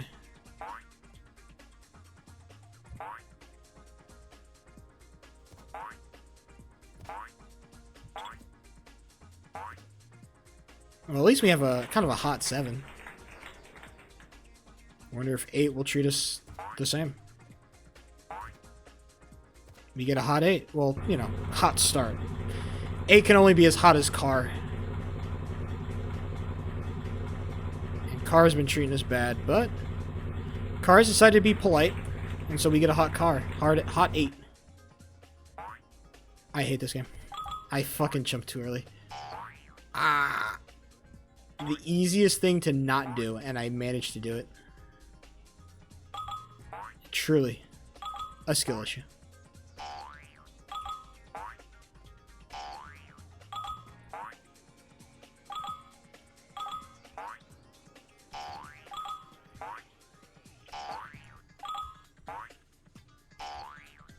Level 7 waiting room.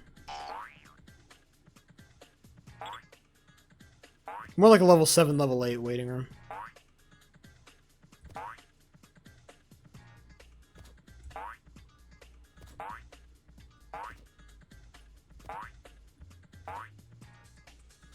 We go for a very slow 7.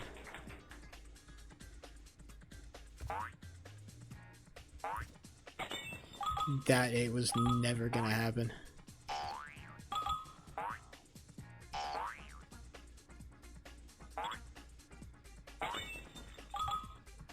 Fuck ass game.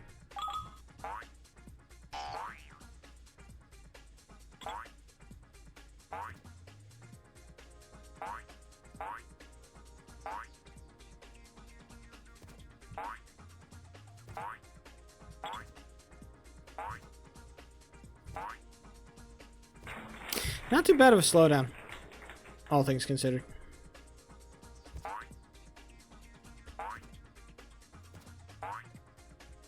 That was rough.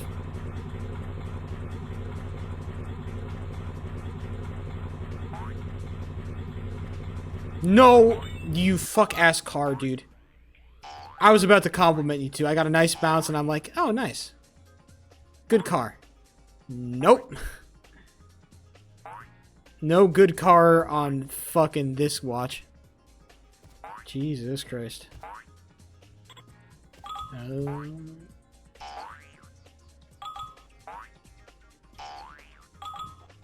I go more insane doing these late game runs than I do doing early game runs. Fuck it. I don't even want to switch. I need to do more practice on like individual levels, I think. It's the secret. How insane can I go doing full game runs, bro? Almost more than an hour of full game runs. I'm about to actually lose my brain. This is gonna be the biggest disaster I've ever made. Worst choice.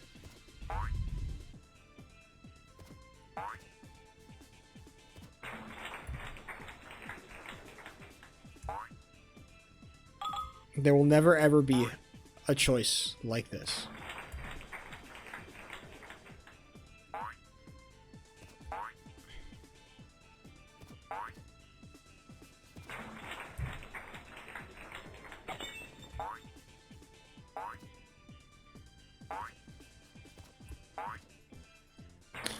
Well, that's kind of a nice start, I guess.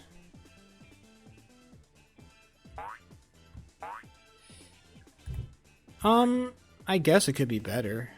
Especially with that ugly ass fucking jump.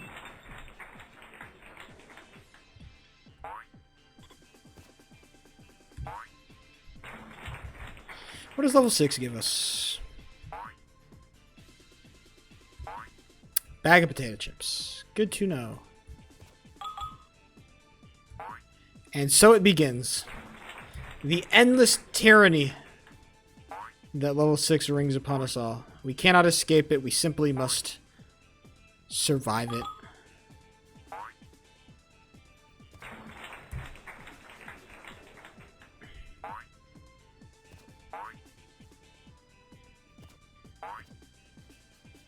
Slow ass level 2.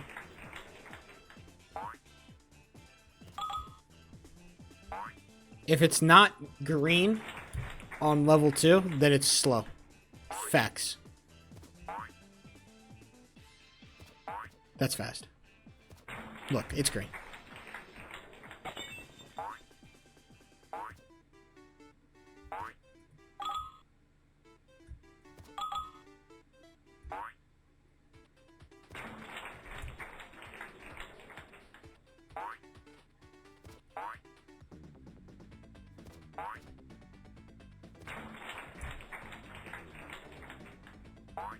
Too early.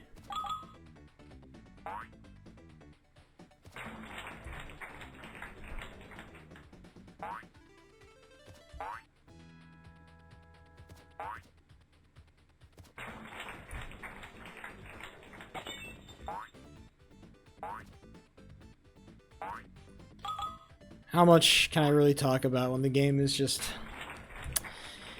thought-numbing, brain-breaking? This game sucks, dog. 33 fucking streams plus of this fuck-ass game. Look at me now.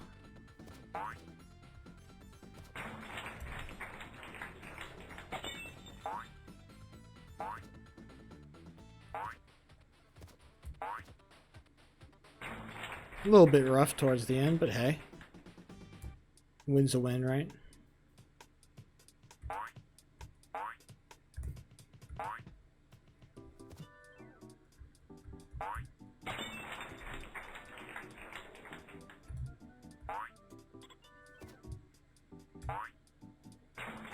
I didn't think I'd make that.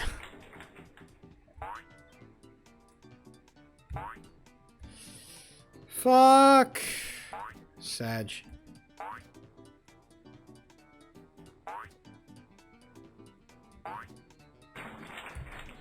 Comebackable. Watch it happen.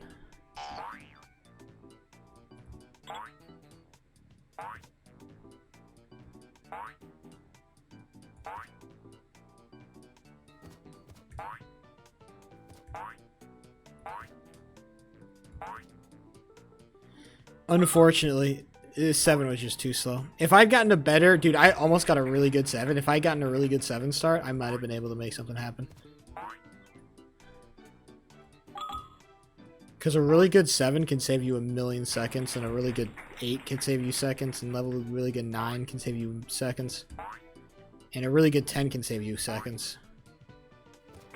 All the time save is in the late game. That's also where all the variance is.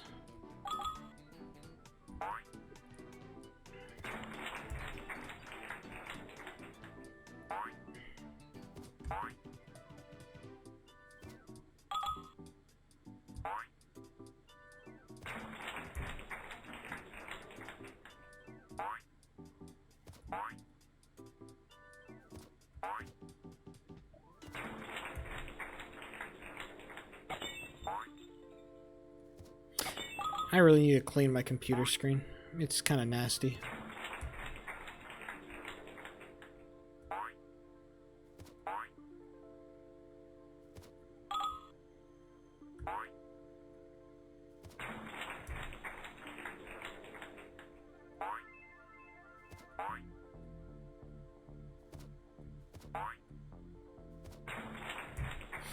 Thought that would be faster, honestly, but...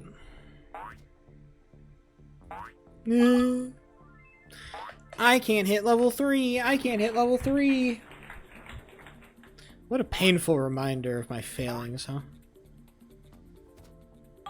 You love to see it.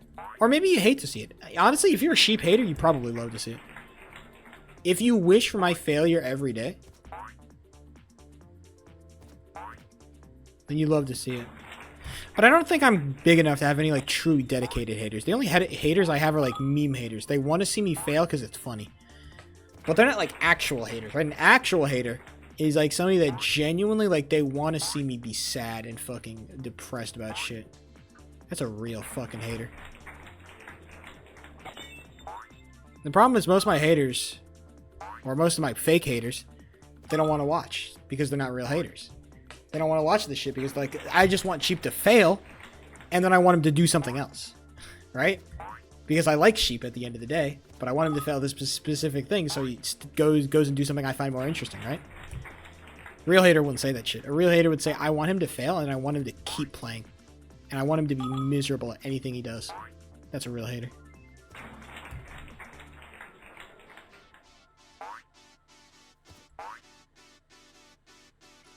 The times when I express real frustration, real emotion, real anger about something, that's when they're like, yes. It's like a power boost. Like getting a mushroom in Mario Kart. You just go a little bit faster. The rest of your day just a little bit brighter. I got to see my least favorite streamer have a bad day. It's a beautiful thing.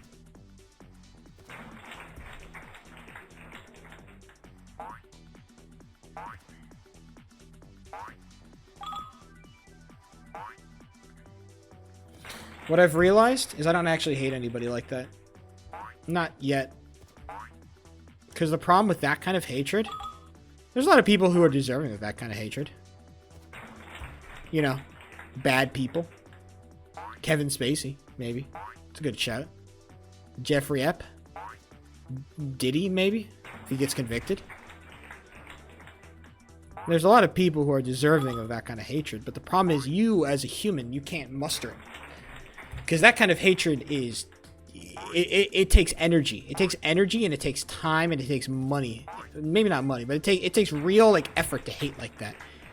And most of us just don't care into putting our energy into hating like that. But man, when it's personal, when you find somebody who you genuinely fucking despise, and they're doing some shit to you that you just hate,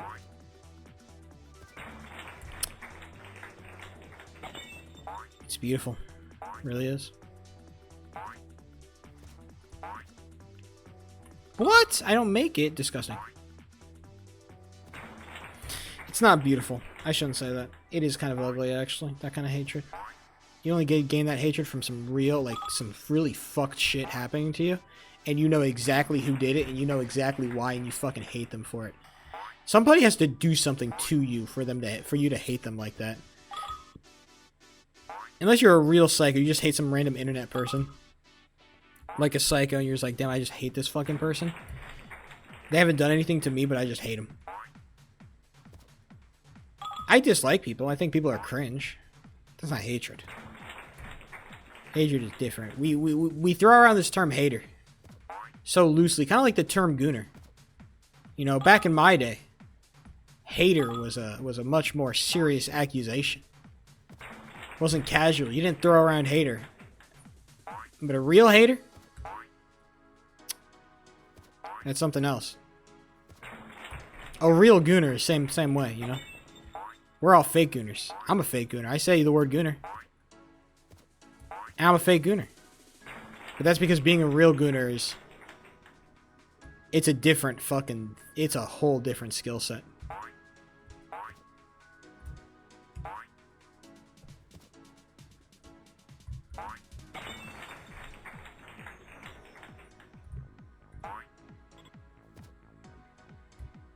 There's just no way.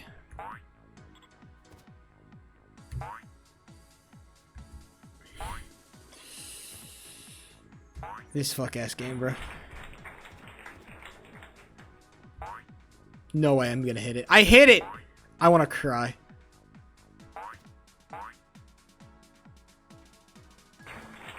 I fucking hit it.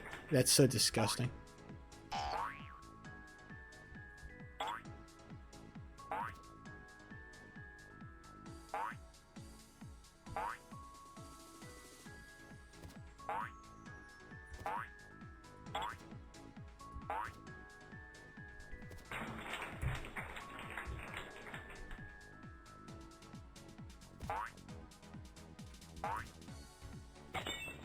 I knew I wasn't gonna make 8.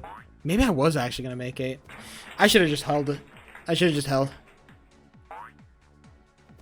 I kind of knew it wasn't comebackable though, so I said fuck it.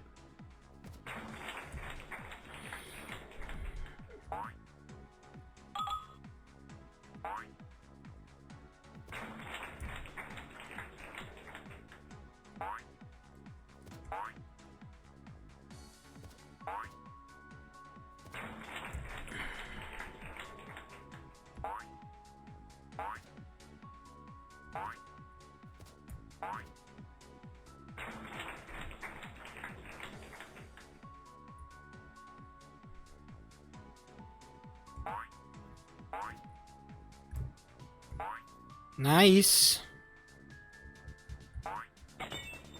I don't know why I got so hyped. What the fuck was I saying nice for? Bro, I got a good jump on fucking 4 of all levels. Like, really? We're getting hyped off that shit now? There are just levels to this game, bro.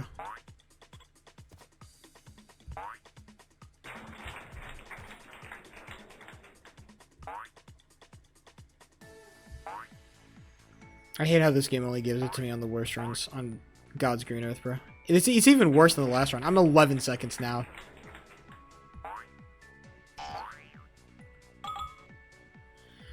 The NBA finals have apparently been going bad. I don't know. I haven't been watching them, but all I see is the Thunder winning, and that's like, come on, man.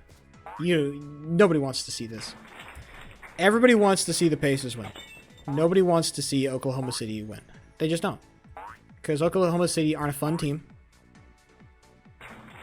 Tyrese Halliburton is fun player. Pacers play in a fun way. Whereas just shitty OKC and their boring ass team and stupid Shai Gilgeous-Alexander. Nobody likes him. He's actually not that bad. He's a very good player. He's just easy to hate because of all the, you know, of all the fouls.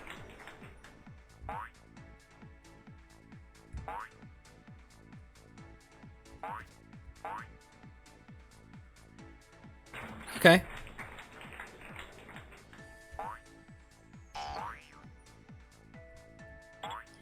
I'm not over the moon. Especially with that kind of a start 2-7, but...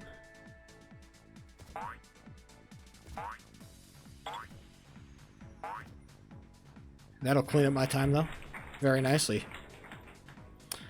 8, I would like a fast 8. But I will not get it. I'll get a mega slow 8, actually. Like, even slower than normal. Wowee. Not the end of the world, but... It's still a certified you hate to see a moment, you know?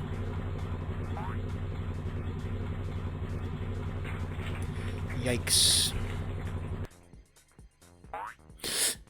Ah! I hate this game, dude.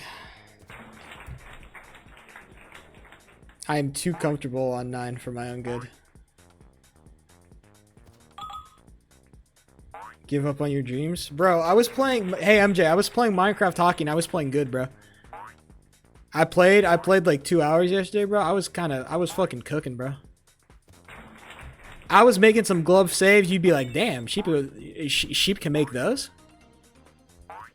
You'd be shocked and surprised about the saves that I was making, okay? You'd be blown away by the quality of my glove.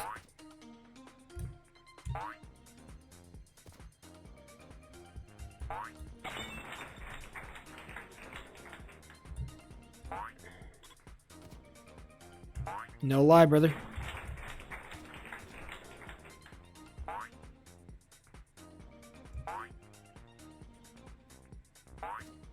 Only truth is told in this house, MJ.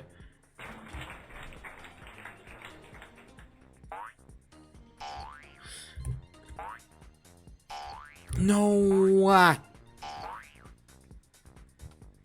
Fuck.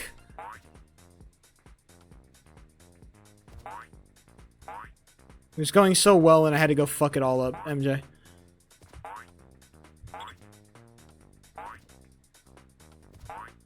Now I need... Oh, it's not even a fast 8 that can save this. It's so cooked.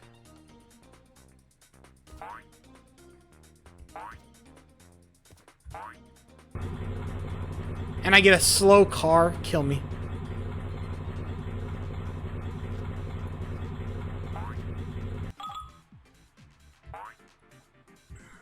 I'm not... Like, MJ, the problem with being a goalie is that, you know... This can't be good for me. Of course it's not. What the fuck am I gonna do, bro? Go to my job and expect mental stimulation there, dude?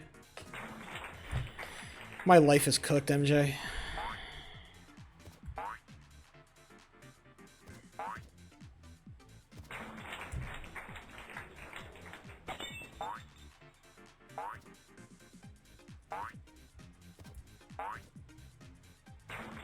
You ain't Poon. Fortunately. I was about to say unfortunately, and I realized, like, man, that sounds really stupid. Fortunately, I'm not Poon.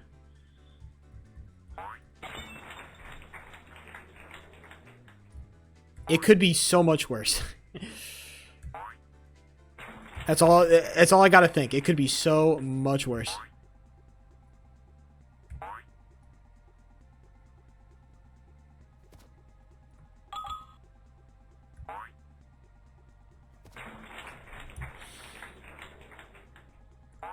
We'll see what happens. More changes happening at work. Unfortunate changes. Bad changes. More sadness. For me. What can you do? Iran versus Israel? I mean, Iran is... It's kind of just like the rest of the Middle East conflict. It's just like everybody hates Israel for existing. Because they're Jews.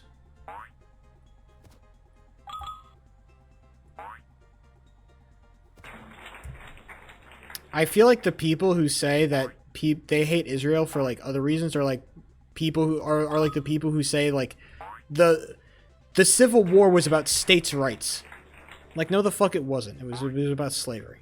Like, let's not kid ourselves, right? States' rights is a nice deflection, and the rest of it is, like, this whole thing is a nice deflection. People hate Israel because it's a bunch of Jews.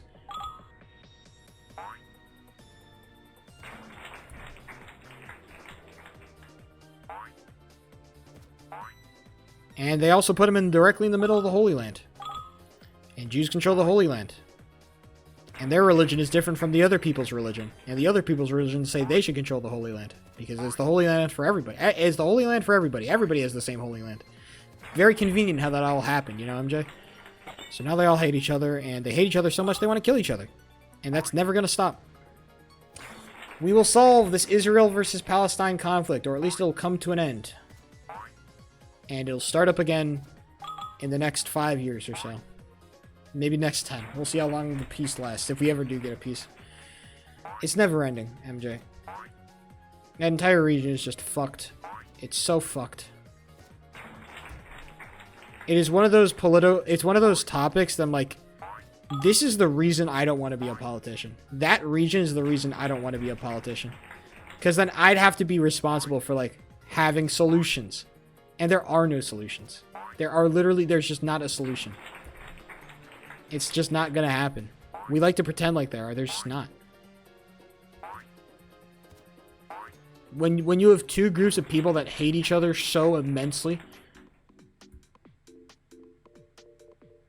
it's like, it's pointless. What are we even doing?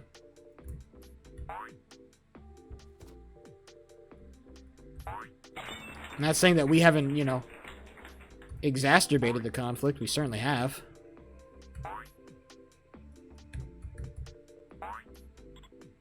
But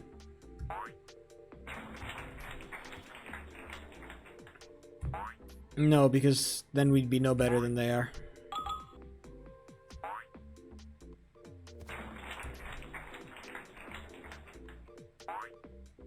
And it wouldn't stop people from fucking...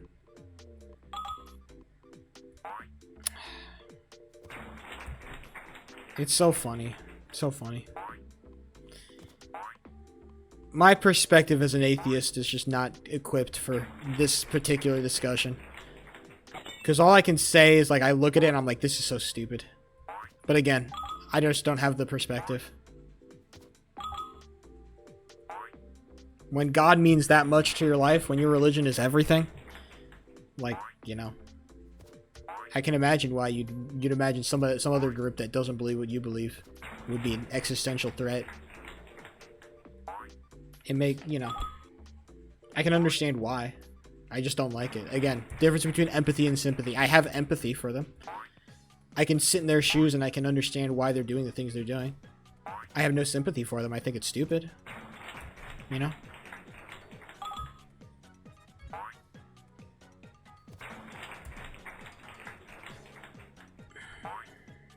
So yeah.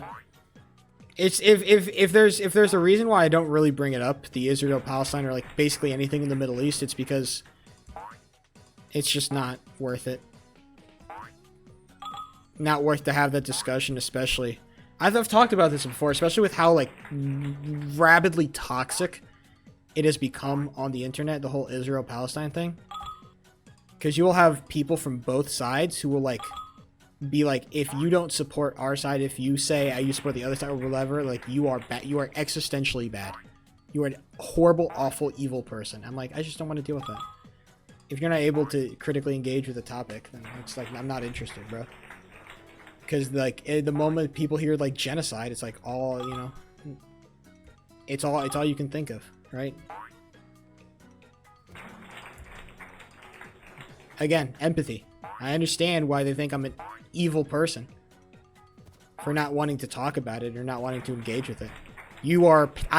Because to them I'm tacitly supporting genocide, right?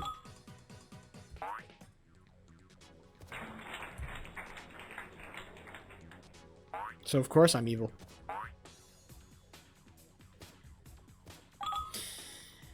I guess that's just the benefit that I have living the existence that I live, living, you know, relatively comfortably, not really worried about going bankrupt anytime soon, not worried about dying or getting any of the rights that I hold dear or necessary or not being accepted in any particular location.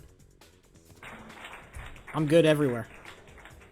And that means I kind of get this, kind of get to look at the world from this very like, maybe not dispassionate is not the word for it. I've thought about this. It's not dispassionate. It's just very like this very logical, more devoid of emotion way of looking at things. I can account for emotions in my calculus, right? I'm not kind of, my vision is not clouded.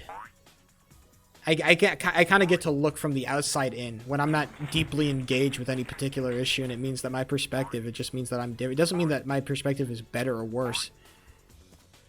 It just means that it's just different, and it means that I get to be a lot more nonchalant about these political issues and be more like, oh, let's all like kumbaya, right? When for other people, it's like kumbayaing with the other side when they legitimately want to like fuck you raw. I'm using that as a very loose generalization. When the other side is that bad to you, like, I can totally understand why you wouldn't want to kumbaya. But I get the benefit of getting to kumbaya, so. Level 4 and 5 have been bad for me today, bro. What's going on?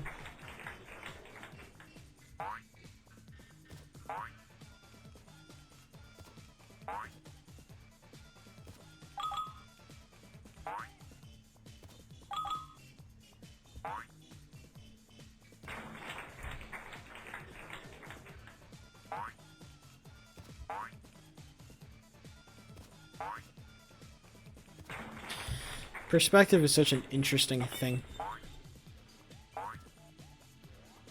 Being able to look at yourself and where you stand in kind of the grand scale of things. Being able to place yourself within that order. It's very interesting.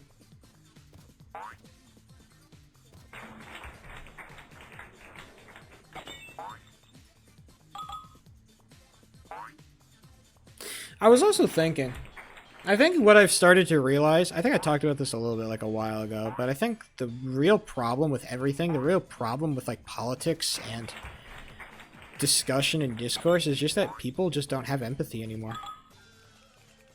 People just don't care. People are like, I don't know what happened. It's either like the fear mongering or it's the media or something changed. People just don't care about each other anymore, man. If you disagree with me, it's not like interesting, like, why do you disagree with me? It's like, you're bad. You're evil. Right? And that's not just from the left side or the right side. It comes from both equally. It's like there's not a like issue, right? But it's like, people just don't, it's like you have to have empathy. Like when I say you have to have empathy for everyone, you have to have empathy for everyone. Even the people who you think are awful, awful, horrible people, you have to be able to put yourself in their shoes and understand why they do the things that they do. Or else you'll never be able to engage. You'll never be able to adequately understand why people think the way they do, and you're not able to react accordingly.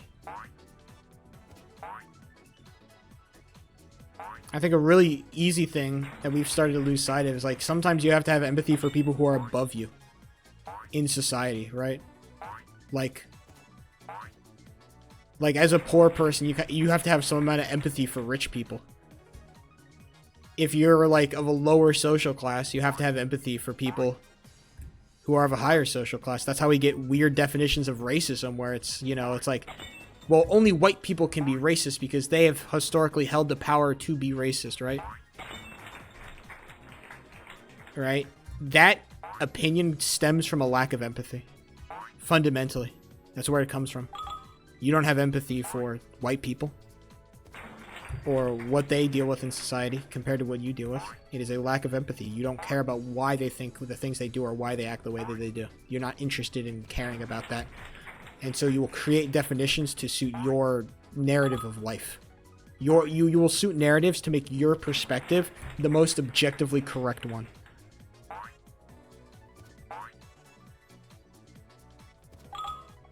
Probably not, J-Doc. It's kind of been an espresso depresso part of the stream. To be fair, I've been like full game running for a while, and it always gets like this.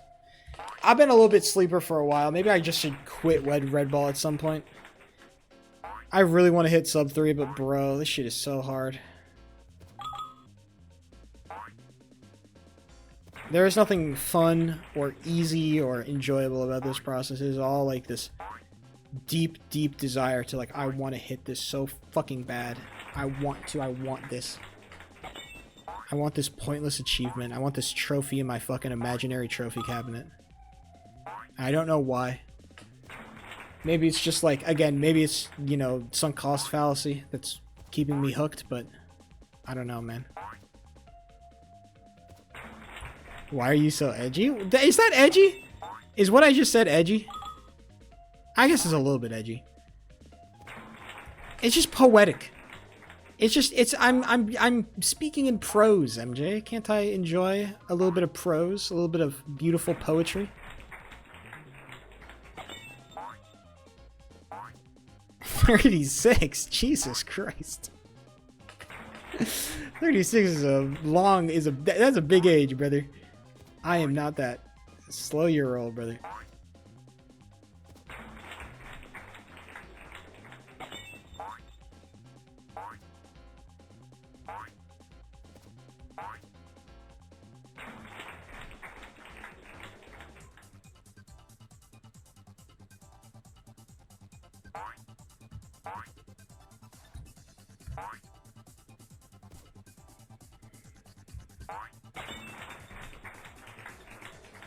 Oh, you know what's the funny new work drama? Speaking of edgy stuff, there's a brand new pointless work drama. Just hit. No. Hold on. Oh, I thought I could save it. Alright, hold on. I'm gonna go eat some carrots. I'll be right back.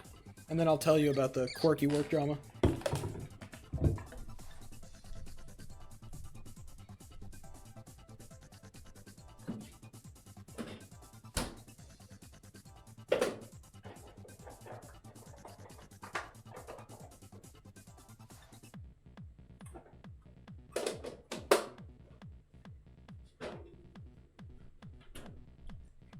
The new quirky work drama.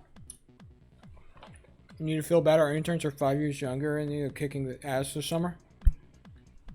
I'm poverty stricken, J-Dog. Nobody wants to hire my bitch ass. I've accepted that. Like I was saying, so basically what happened recently, or not recently, I guess like a couple months ago, one of our old production assistants, our old part-time production assistant got fired. And that was good, because he was bad. He was not a very good production assistant. So we dumped him. Totally just got rid of him. And we brought in one of the night crew. And he's our new part-time production assistant.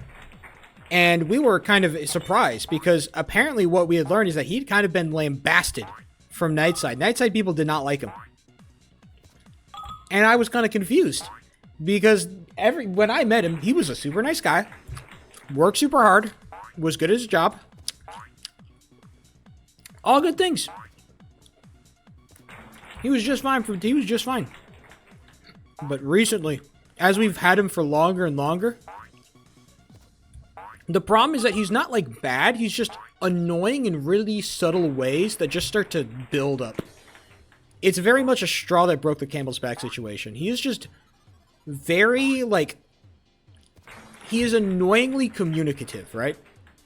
When you're doing a job like this, like, you need to communicate, but you want to be kind of, like, quick and efficient with your communication. You don't want to talk, like, unnecessary information. You don't want to ask unnecessary questions. Because as a production assistant, your directors are going through a lot of bullshit. They're dealing with a lot of stuff. And so the less things you can get them to worry about, the better they are, all right?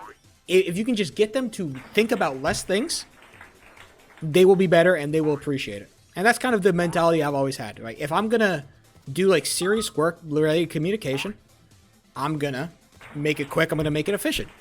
If I'm gonna do fun, for fun, like shits and giggles communication, yeah, I'll yap it up.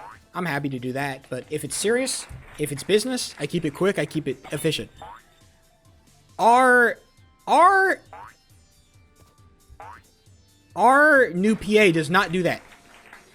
He is not quick and efficient. He is a yapper, and he will say the most useless shit on heads.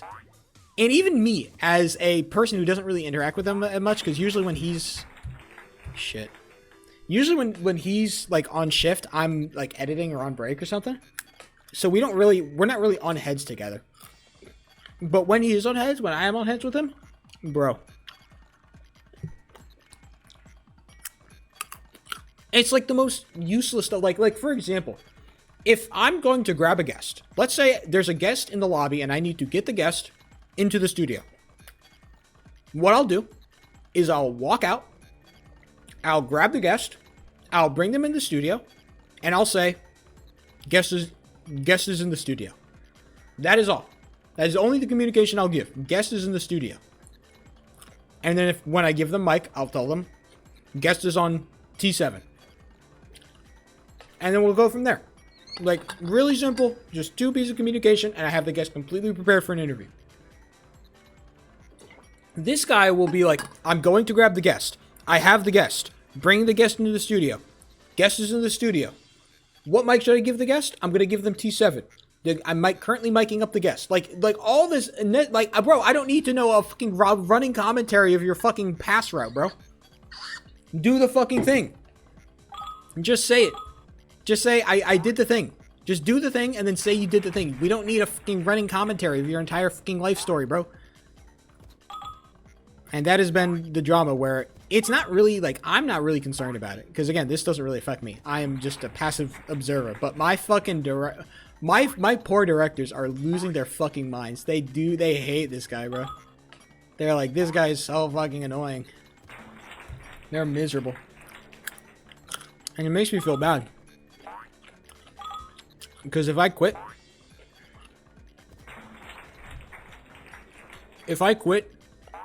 in like August or whenever I plan to quit, it's fucking doomed, bro. Deadass. I'm calling it right now. It's so cooked. Because I feel like I'm I'm the only PA who can do everything. I can do everything, and I do it well, and I do it the best, and I'm also like a hard worker who's willing to work hard. All of our other PAs, they can all do this stuff, but they all have like different like things with them. Me, I can do everything. I'm not the best at everything, but I can do everything. I'm always working hard. I'm always there. And so I'm worried that if I leave, they're going to make that guy full-time, and my directors are going to have a fucking riot, bro.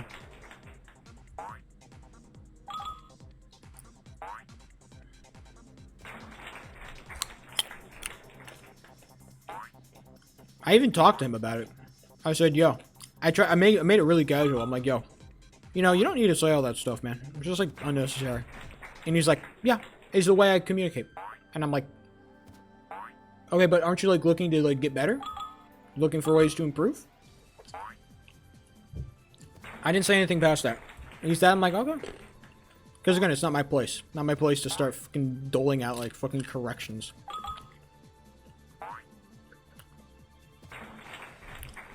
I'm not a goddamn manager. It's not my job. If my director's got beef, my directors can handle it. Not me. I made a suggestion. The suggestion was insummarily rejected. And I said, hey. I'm not going to think. I'm not going to give it too much thought. If you want to complain about it, all you. I'm happy to simply be the earpiece and listen. Because we all need it. Especially in this fucking job.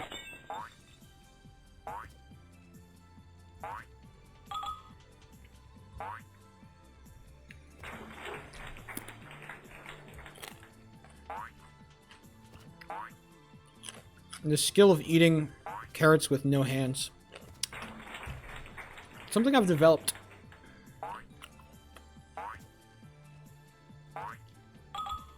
I wonder how much fiber carrots have. I feel like they have to have a lot of fiber. They feel very fibrous when I eat them.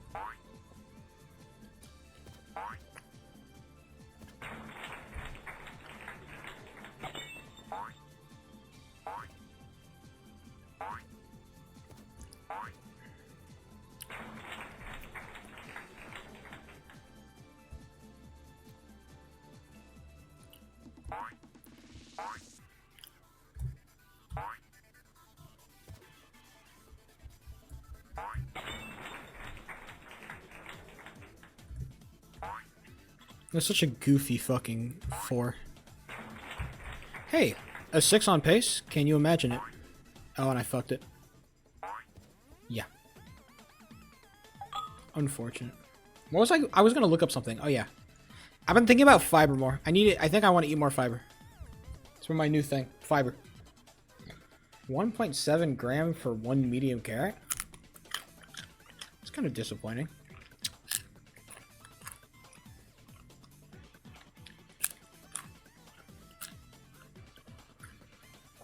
The more I eat, the more I'm like, damn, getting 30 grams of fiber a day is like super fucking hard, bro. Holy shit, bro. You gotta eat so much shit to get enough fiber. That's crazy. Wait, I wonder how much cereal, I wonder how much fiber my cereal has.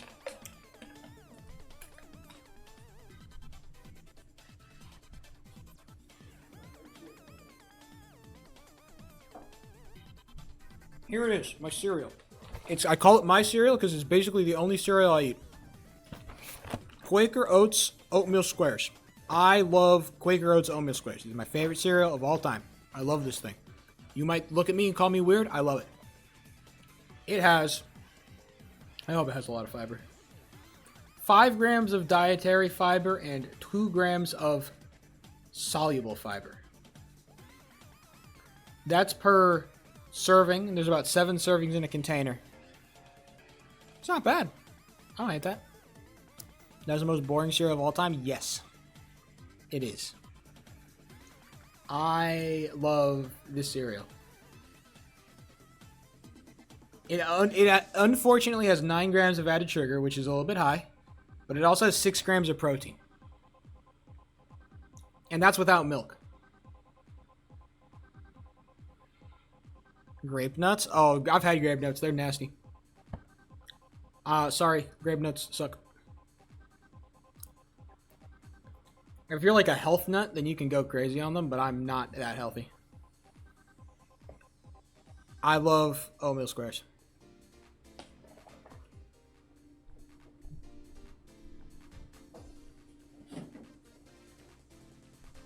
Here's another good cereal.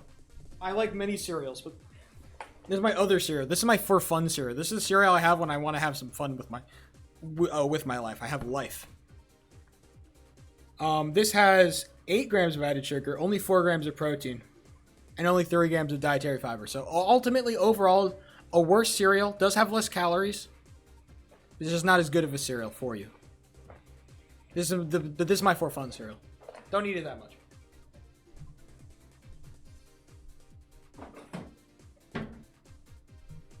Now, if we want to talk about the greatest cereal of all time, if we want to talk about goat cereal, I think there's one cereal that I think is firmly in the goat category of cereals. I think there's a couple. I've had plenty of cereal. Mostly the sugar-free cereal, but I think if we're talking about cereals, cereals are something to be enjoyed. Yeah. MJ nailed it on the head. Honey Nut Cheerios, I think, are the goat cereal. Or if they're not the goat cereal for you, they're at least very high up on your list. Honey Nut Cheerios can do everything, right? That's kind of what you want from a cereal. I think too many people imagine cereals as like kind of this one role thing. Like you eat cereal in one way, and that's all the way you can. No, if you're gonna be a goat cereal, it has to be functional. It has to be multi-purpose. And it has to taste good. And for me, Honey Nut Cheerios check all those boxes. They're multifunctional. They can basically do anything for you. They taste fucking great. And yeah, multi-purpose, functional, delicious. I mean, who can hate on Honey Nut Cheerios?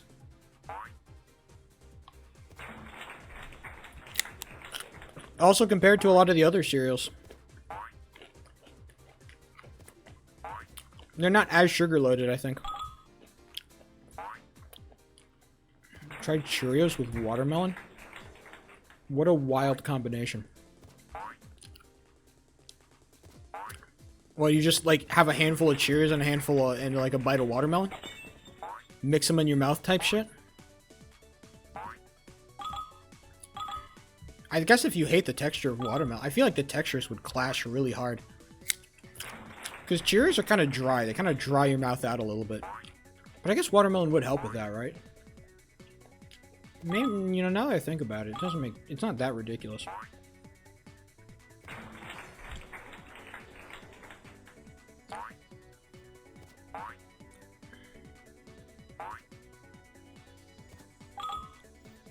Just seemed like such a weird combination of flavor.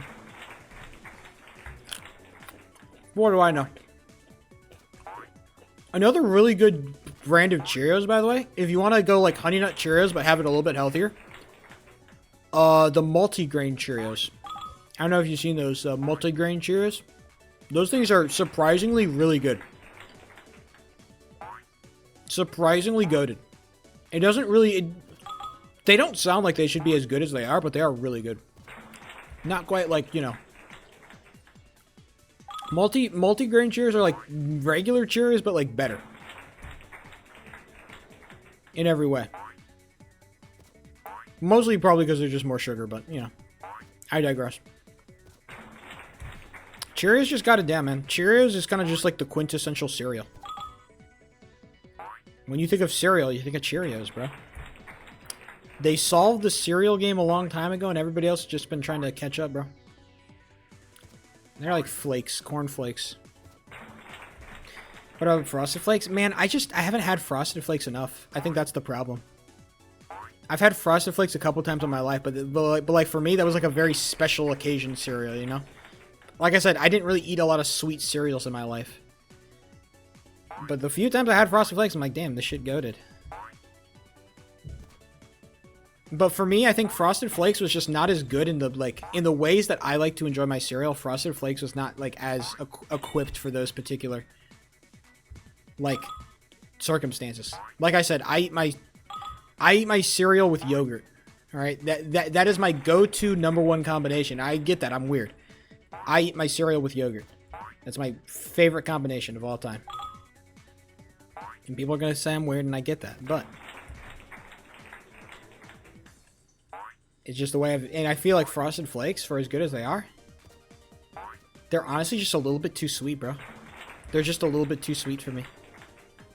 I eat them, I'm like, it's just too much. I wish it was just a little bit less sweet. That's crazy to say, I know. Also, I want to say, I don't think, I think the fucking,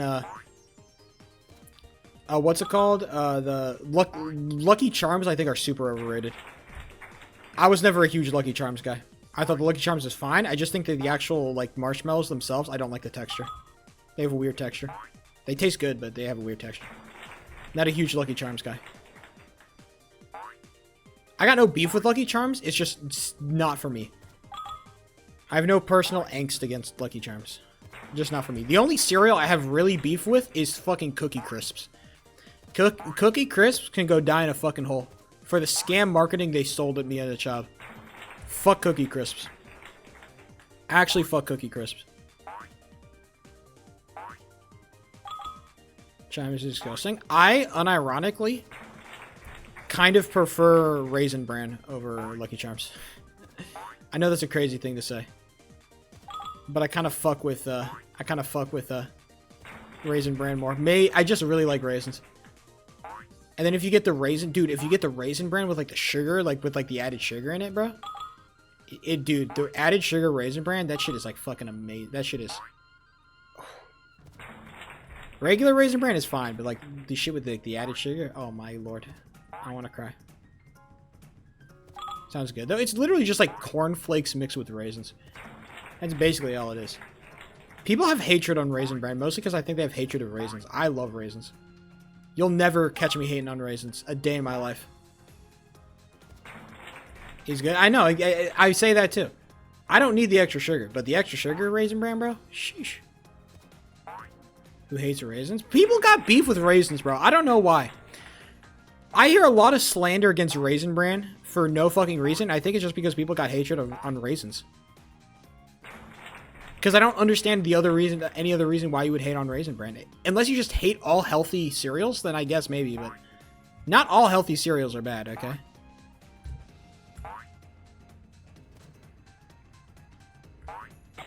Dude, why can't I hit 4 today, bro? My 4 is cooked. Raisins? It might be. That's so true. Bro, now that you said it, that actually fucking makes so much sense. If you grew up in, like, a shitty neighborhood that gave out, like, fucking granola and raisins for fucking Halloween, dude, I would also have trauma.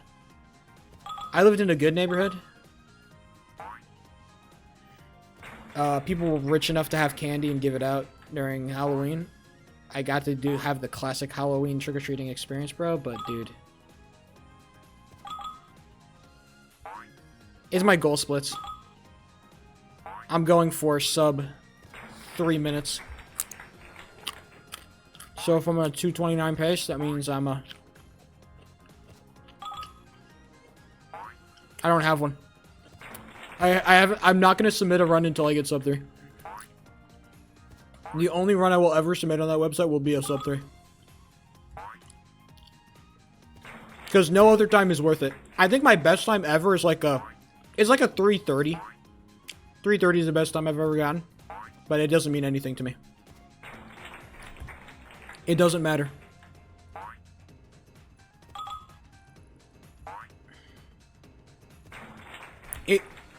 If I were to submit a 3:30, it would stand as a testament to my failure. Do you understand, guys?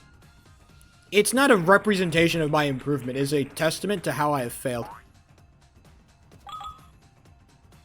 Grew up in a bit of a poor area near middle class, and even we had candy. Yeah, that's the thing, bro. Aren't raisins more expensive than candy too? It's like just hand out like some, like, go to the fucking Safeway and get like the 100 fucking Halloween candy snack pack, bro. Those things are everywhere during Halloween time. You can barely walk into like a store and not see them. That are the mini boxes of raisins. There were a couple of parents who were like that too. No, I had a couple parents in my neighborhood. I do remember getting like some fucking raisin packages in my fucking candy. I actually wasn't too miffed about it either, because I had enough candy, and also I kind of liked raisins, so I'm like, I wasn't mad about it, but I was like, what the fuck? Give me candy. My parents are actually have become the ultimate like rich people Halloween night, or at least back because my parents, what they started doing like a couple years back is that they started handing out alcohol for the parents that were coming, because like we lived in a neighborhood that was getting very younger. Basically what happened to our neighborhood is that it started off like when I was a kid, it was a bunch of kids, and then as we got older, the rest of the neighborhood started getting older. But then recently, like I'd say 7 years back or so, a bunch of the old families moved out and a bunch of new families moved in, and they have a bunch of younger kids that they do the trick-or-treating stuff that I don't do anymore. And so then my parents were like, what if we just handed out something for the parents? And so they handed out beers, they handed out cocktails, like they were doing everything, bro. They had a whole bar running. I know, dude. And the craziest thing is, this is how you know that they were fucking rich. They were handing them out in glasses, like real full-ass cocktail glasses. They're like, oh yeah, just come back and return it. They're just letting people walk off with their cocktail glasses, bro. I come from one of the most, like, statistically, I lived in one of the most safe areas, like one of the lowest crime areas, like in the entirety of California, basically. Statistically, it was super low crime. Okay, so I grew up with that kind of trust, when I could, like, people could just walk off with their shit and they'd like come back and return it. How many attempts would you say? Oh shit, probably close to 5,000. That's mostly because of bad practice, though. And also because I'm just spamming out attempts while yapping and I'm not really focusing, so. There's a lot of mitigating factors. Also, I'm just, like, this is my first game I've ever speedrun ever in my life, and I'm going for, like, a really hard time. So I'm just not... I'm not equipped for the speedrun grind. And also, I'm only streaming. Every single second I've played of this game has been streamed, and you can find it on my VOD channel. Every single second I've played of this game. I'm not kidding about that. So...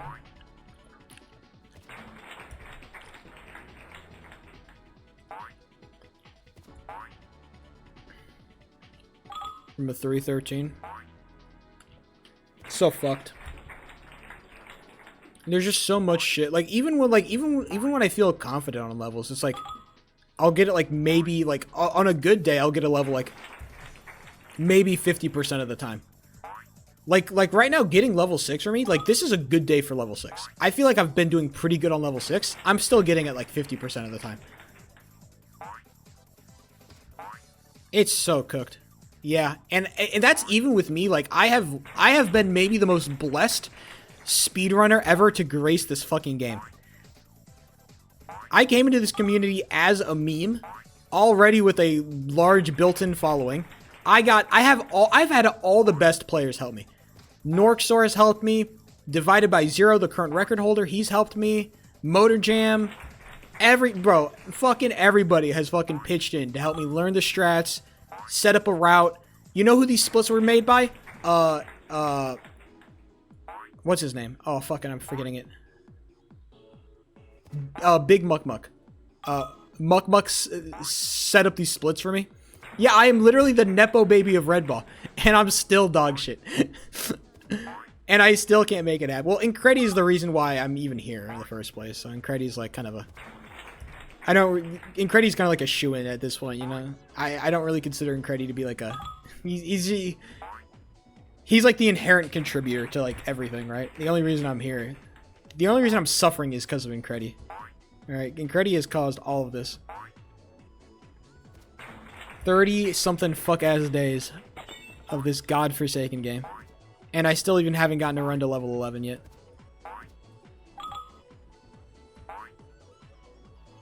Like 5 years? Dude, he goes back and forth, bro. He set a new, like, personal or, like, a world record with, like, a different face of me. Fucked up.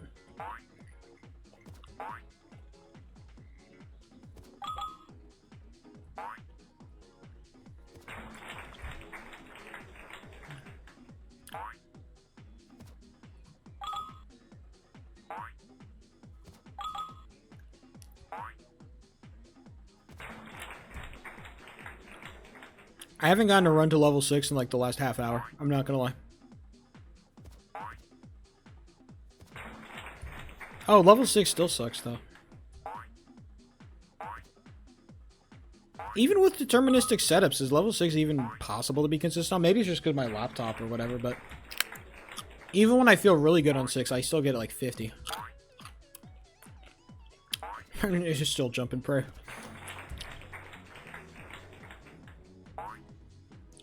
Every time it's a frame perfect, it's still like pray.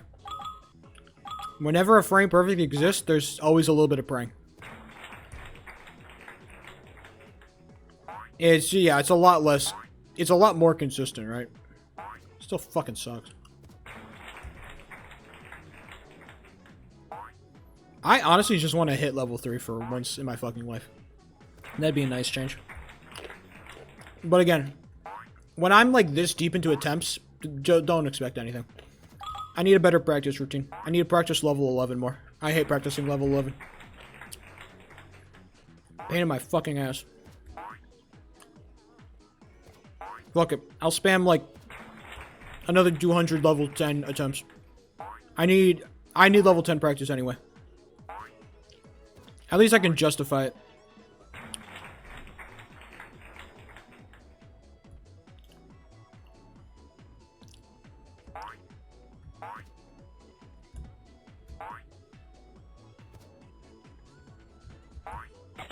Bro, what is happening?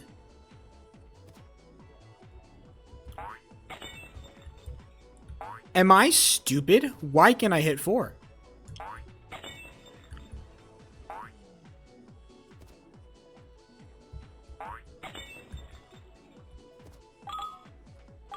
Bro, I gotta be stupid. Maybe it is. I'm hitting it too early. I've never been this bad at 4 before. 4 has always been like I've never been this bad at 4 before, Ice. You have to understand. You're like diabolical levels of awfulness. 4 is so easy.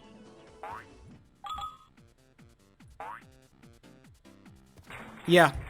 I don't know. Like, at some point, it feels like, with practice, it feels like you get to a point where it feels like it's... I don't want to say it's pointless, but it feels pointless. It feels pointless to practice levels at some point, right? It's like, I could spend another, like... I could spend an hour playing only level 7. But it's like, what is it actually going to give me? Like realistically, what is getting a better level 7 going to give me? Nothing. It's going to give me like maybe 2% more consistency every other day. Just feels so meaningless.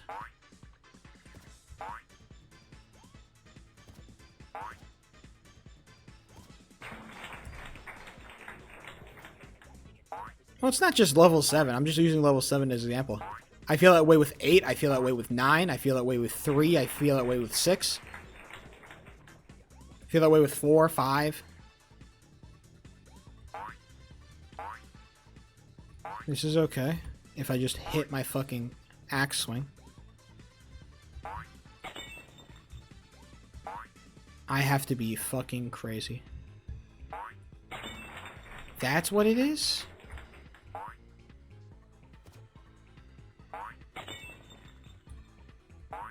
Am I just been going too far forward? Because normally it's just here. Have I been going too far forward? That's crazy. I used to always be there and it just worked out. Maybe I was just flirting with the line. I didn't even realize it. Wild. B. Well, that's always what it is, right? It feels like the whole run is split up into basically into 3 distinct sections. It's like 1 through 6, 7 through 10, and then 11, 12. Those are your 3 sections. And if you can get past one section, well, guess what? The next section only gets harder. That's why, dude, Red Ball has just made itself such a fucking perfect speedrun because the most fucked levels are always at the end. Oh, of course. I'm not able to hit sub 3 without sub 20 train. I can do it. I just have to hit the double. Like, the funny thing is, like, my setup is like Everybody tells me, like, oh, I'm using the easiest setup to get Subterranean Train. Like, this is the easiest it's ever been. Like, this is the best setup we've ever found. And I'm still sitting here like, dude, I hit it fucking once every fucking 20 tries. You're telling me this shit is easy? What the fuck are you talking about? Frame perfect press, frame perfect release. And then another frame perfect that doesn't even have a fucking... that has a barely visible visual indicator. Bro, you're fucked. There's no winning.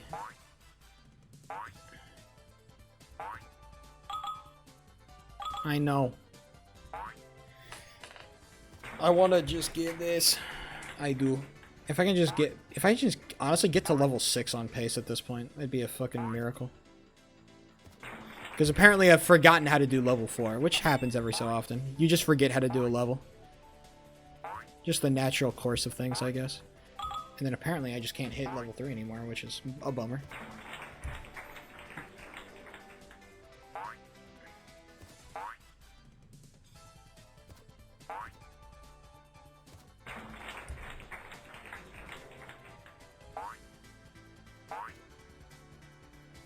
$30 frame perfects later. Okay, I'm ready to do train.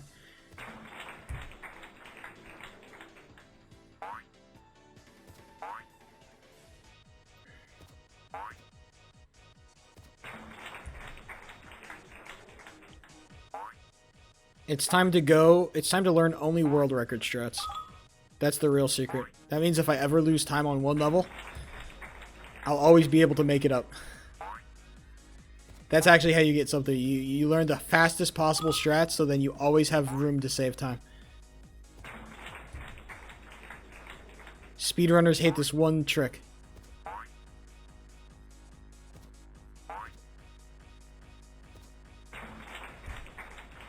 It doesn't matter that I missed like the perfect level 6 3 times in a row. I'll just make it back up. I'll make up that 10-second deficit in the other levels. Jesus Christ. That's way early, brother. I am pressing the keys on my keyboard in ways that do not make me feel joy.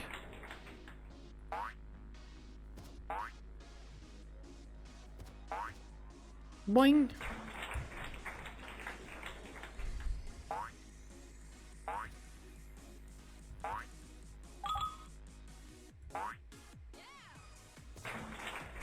Why did I fat finger the pause button? Why would I do that to myself? What inspired me? When did your grind start? I mean, shit, bro. You trying to talk about childhood or something? Bro, I've been grinding for that fucking bag since day 1, bro. I came out of the womb looking for that bag, brother. What are you talking about? What did the grind start? It started day 1. If your grind did start from day 1, I question you, man. Watch another Red Pill podcast and then get back to me, my brother. You should be grinding every day, every hour. What are you doing? My red ball grind? Oh, yeah, it was like a couple months ago. Like, probably like beginning of this year, probably. Andrew Data Red Ball. I'm just saying, bro. If you're not grinding every day for that bag, then what are you grinding for, bro? If you're not trying to get that bag, then what are you here for? Right? You here for the shits and gigs? Nah, man. We're here for that fucking bag. Alright? Because money is the only thing that presents as value in this world. I'm here to play Red Ball. Hey, brother. And there's some things money can't buy. Like a sub 3. Money can't buy you a sub 3 in Red Ball. Money cannot buy you a sub 3 in Red Ball. And that's kind of the joy of it, isn't it? No, it don't matter what equipment you have. It don't matter how good you are, right? At some point, you still have to press the buttons just as good as the rest of everybody else to get it, okay? Andrew Tate doesn't have a sub 3. He's in jail. He couldn't even get a sub 3 if he wanted to. If Andrew Tate woke up tomorrow and said, I want to get a sub 3 in Red Ball, bro, no dice.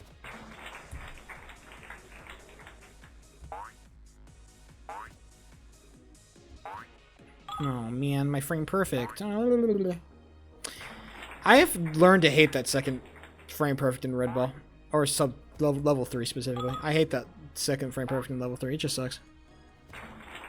They let you play Red Ball in Romanian prison. It's actually the only game they let you play. That's why they call it prison.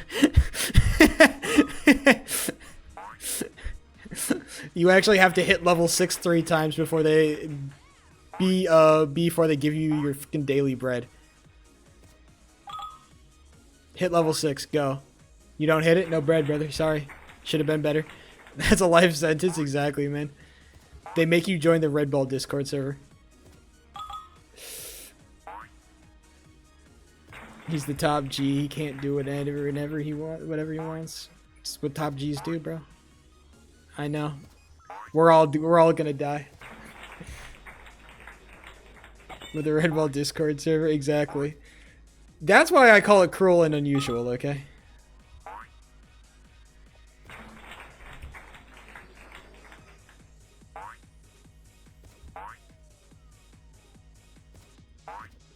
Are you even in the server? I am in the server. And once I have beaten sub 3, I will ceremoniously quit. You don't understand. I memed so hard that I got invited to a shitpost Red Ball server. They're like, yo, come into the shitpost server. I'm like, no. I joined anyway, and now I'm stuck there too. It's hell.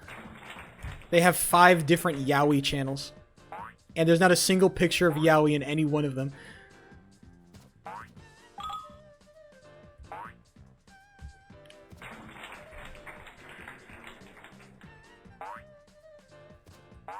It's hell.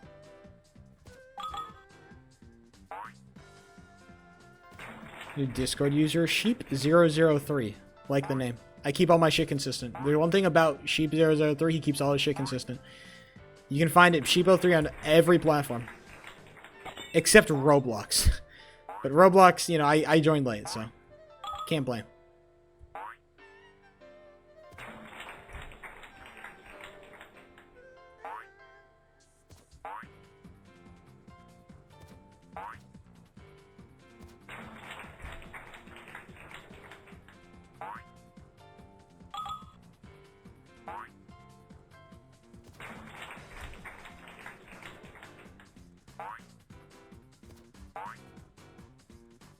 Level 2 is so funny to me, because I've played level 2 maybe more than any other level in this entire... Well, I have played level 2 maybe more than any other level in this entire game. And I still fail it. I still find ways to fail level 2. It's hilarious.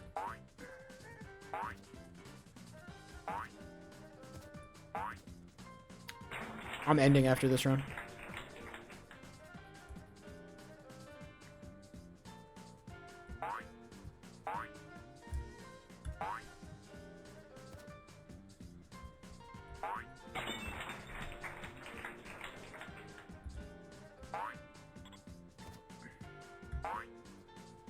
Don't make me laugh when I'm trying to focus, Ice. Fuck you.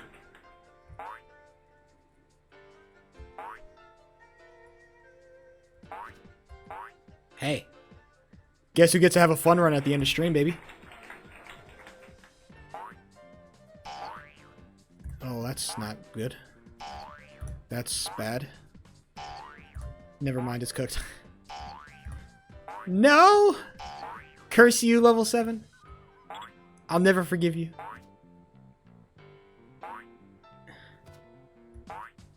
Watch the comeback.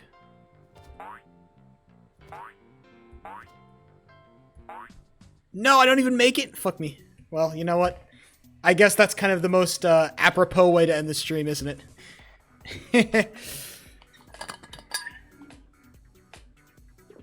Alright, ladies and gentlemen, I'm going to end it all. I'll be back on Thursday, and hopefully I'll end it all again there as well. I'll get to end it all twice. Isn't that fun?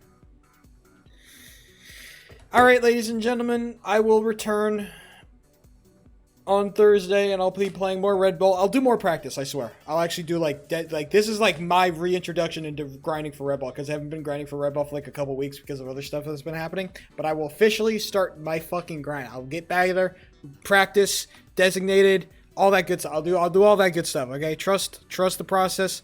Sub 3 is coming, not today, and probably not tomorrow or the next day, but maybe after 2 days I'll get it. Who knows? Either way, it's been real. It's been fun. It's been real fun, but I'm sorry. I have to redo my outro.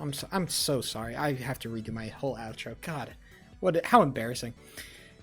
It's been real. It's been fun. It's been real fun, but I've got to get out of here. I'll talk to you gamers later.